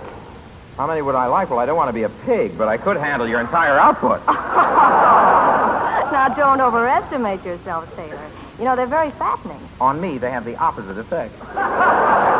Maybe it's because I have to work so hard for the ones I get. I don't know, but it's just the way it works out. I find it all right. reduce me. Close your eyes. Close my eyes? Gosh, you really make a production out of it. Okay, my eyes are closed. Are you ready for it? Let me have it, sis. Here you are. Miss Terry, you shoved a cookie into my mouth. Well, what did you think I was going to do, kiss you? Oh, now, look, there's some mix-up here. I was sent here to ask you to help out with our new bond drive. Buy a bond, kiss a movie star. You know, I was... Yeah. Then you were expecting me to kiss you just now. Well, I wasn't expecting no cookie. You made a kiss sound so interesting that I thought I'd try one and find out what everyone was raving about. Oh, I'm sorry I disappointed you, sailor. Here.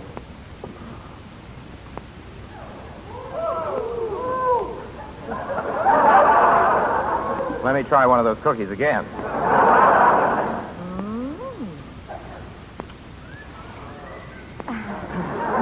kissed very nicely, sailor. Now, look, I got to get back to camp. You have perfect cadence. Please, this is strictly business. Do you want to help our drive? I will if you'll take me out this time. Please, this is strictly business. Oh, gosh, sailor, you're slow. Last night I was out with Orson Welles, and I wasn't with him the minute that he didn't have his arms around me. Oh, Orson Welles, but he's got jet propulsion, you know. What do you say? Do you want to help out our bond drive? I'd be glad to, but first I've got to turn out a batch of cookies for the canteen. Well, I'll help you. I know all about baking and cooking, baking. On my last leave, I had some people for dinner, and I prepared a terrific meal. In the top compartment of the stove, I roasted a chicken and a turkey, and in the bottom compartment, I broiled a goose. But you know something, Ruth? I think I used too much sherry. Now, what makes you think so? Well, when I opened the top compartment, the turkey was doing a Roomba with a chicken, and the goose stuck his head out of the bottom compartment and yelled, "Stop that dancing up there!" I'll make these cookies here. I'll follow this recipe of yours. Now, let's see. This recipe. I hope it's a little more entertaining than that joke. 2 eggs. Where are the eggs? Right in front of you. These round white things with the shells on them? Mm-hmm. Oh, you must have some old-fashioned chickens around here. The ones that work for the Navy lay them powdered. I understand some of them are powdered the Coast Guard, too, but I'm not sure that that's not a rumor. Well, I'll do the best I can. Break 2 eggs, it says here. Messy, isn't it? Now separate them. Okay, I'll put one on the table and one on the sink. This one belongs in the sink. Now, what's next? Oh, I see. Miss Perry, where's your scotch? Scotch? Yes, it says beat the egg whites until stiff. Oh, that means the eggs, not me. I wasn't sure about that. Let's see what's next. Just get the pan. I've got the batter all ready. Well, all we have to do is put it in the oven. Put it in the oven. Let's see, let's sit in the parlor while we're waiting, shall we? Sit in the parlor? Oh, no. None of that stuff. Why not? Sit in the parlor. I know that sit in the parlor routine. First it's, let's turn the lights down low, and then it's, let me hold your hand, then let's put your arms around me, and then... Yes? First thing you know, the cookies are all burned.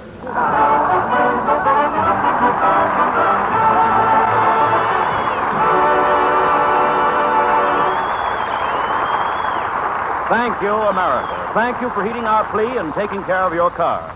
Our country's transportation system would be crippled if you didn't. You know that. You know, too, that new cars are a long way off, that you can't get one for an estimated 2 years after the war.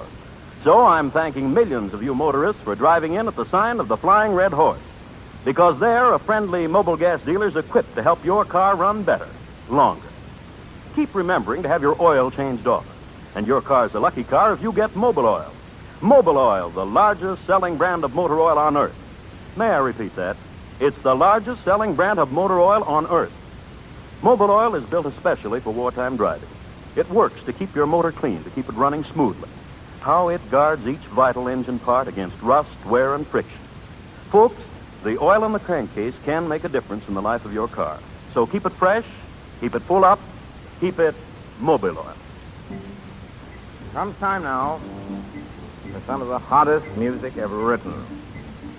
The Mercury offers you with enthusiasm an old friend from Cuba, a terrific performer, the inimitable, the overwhelming Miguelito Valdez.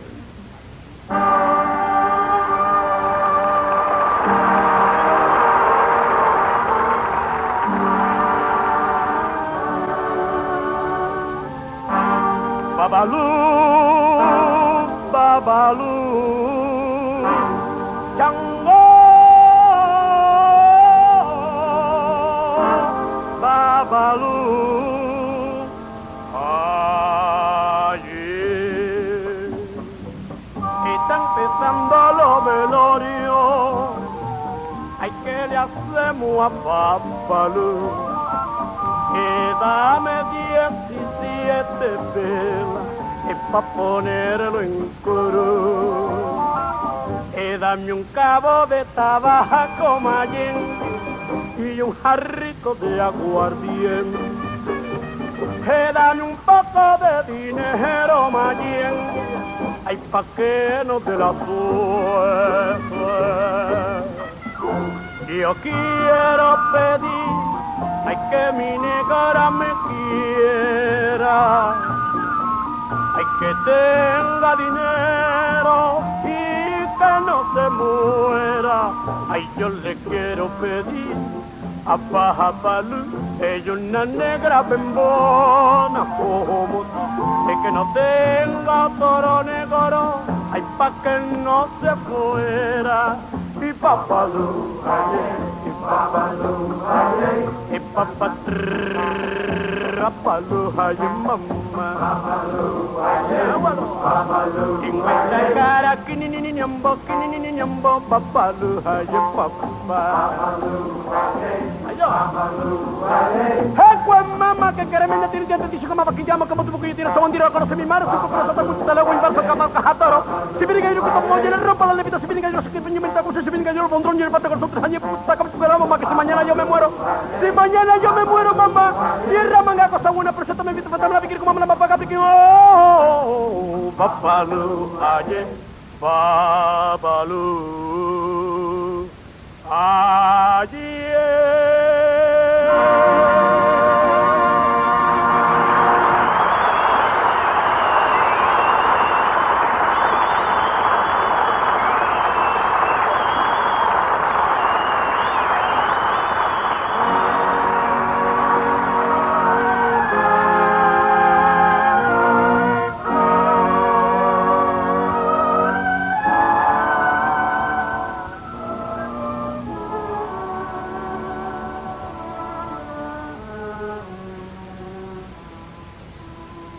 I'd like to read you now a short story, especially written for me to broadcast by one of the first talents in American literature, John Steinbeck. The name of the story is With Your Wings. He knew, most of all, that he wanted to go home, that there was something at home he had to get, and he didn't even know what it was. During the long, hard training, there had not been time to think of himself, nor to want anything. The ceremony at the end was unreal. He stood with the 16 others, all of them rigid as cypress logs, and the silver wings were pinned to his blouse over his heart. There was a speech by the colonel, and half of his mind heard it. The other half was going home. He walked to his Model A Ford and got in, slammed the door. From the corners of his eyes, he could see the gold bars on his shoulders. The silver wings were heavy over his heart. He started the clattering open roadster and listened for a moment to the flapping pistons and drove away in the sunny golden afternoon. The front wheels waggled loosely, and he let the steering wheel slip back and forth in his hand.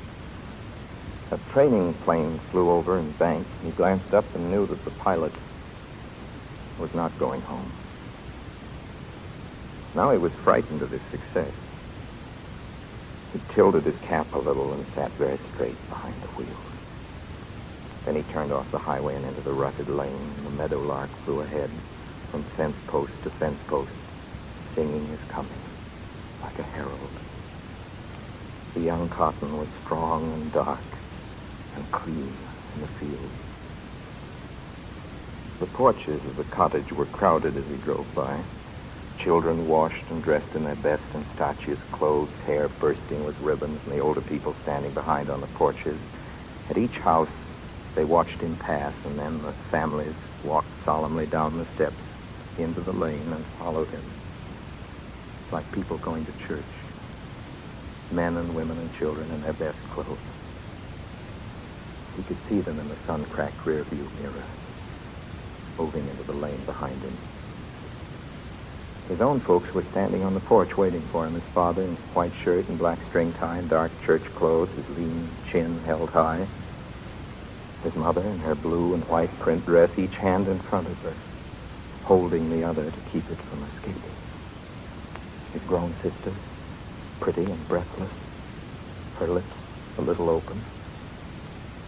His young brother, with eyes so wide that his forehead wrinkled up.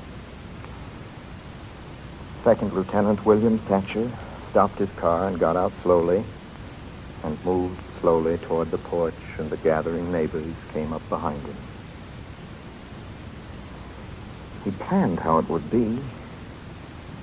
He'd treat the whole thing casually as though it were nothing at all. He'd planned to say, "Hello, Pa," kiss his mother and sister and pick up his little brother and tousle his hair, but it wasn't like that at all.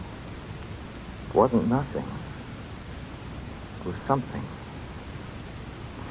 He walked slowly toward the porch and stood looking up at his father. He could hear the rustle as the neighbors moved silently near and formed a half-circle behind him. It was as though his own people were sitting in judgment on him. The sun was warm on the porch and on the roses against the porch, and the sun was hot on his golden-shouldered eyes. He could see them shine from the corner of his eyes. He thought to come home in triumph, and it wasn't that at all. He took off his cap with a gold eagle on it and held it in his hand. He saw the tall father lick his lips, and then his father said, softly, "Son, every Negro in the world is going to fly with your wings." And then he knew. His breath caught sharply against his throat. He climbed the steps and went blindly past him into the house and into the bedroom where he'd grown up. Lieutenant William Thatcher lay down on the white bed. His heart was pounding. He could hear a little quiet murmur of voices in front of the house. He knew they were going to sing in a moment. And he knew now what he was to them.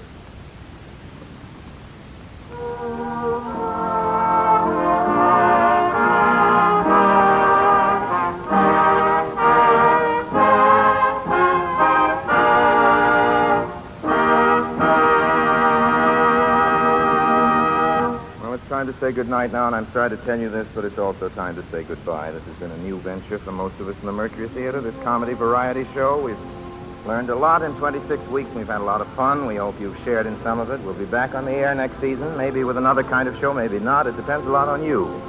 Your letters are a great encouragement. We thank you for them. Most of all, we thank you for listening. And while I'm handing out thanks, I'd like to mention Lud Gluskin, who's made most of our music, and the men in our all-star jazz combination, and Harry Esman, our producer, and Robert Fresnel from the agency, and Gary Harris, our Miracle Man engineer, who's brought this show to you loud and clear from all the Army camps we've played. And I'd like to thank our writers, too. We're proud of the job they've done for us, and we're very fond of them. Bud Pearson, Lou White, Les White, and Lou Quinn.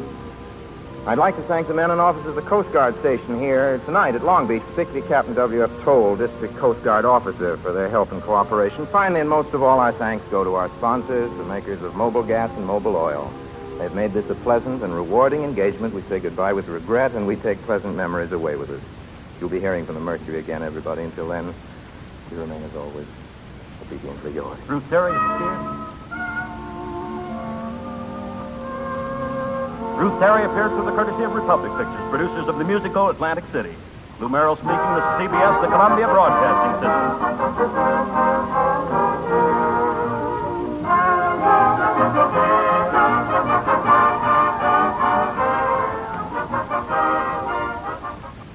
That finishes off the 1944 radio annual starring Orson Welles. We will have more Orson Welles next week on Airchecks. Airchecks is a 3-hour podcast that is uploaded every Saturday and broadcast every Sunday on the K-Tai radio network at noon, Pacific Time. See you at the same time and on the same channel.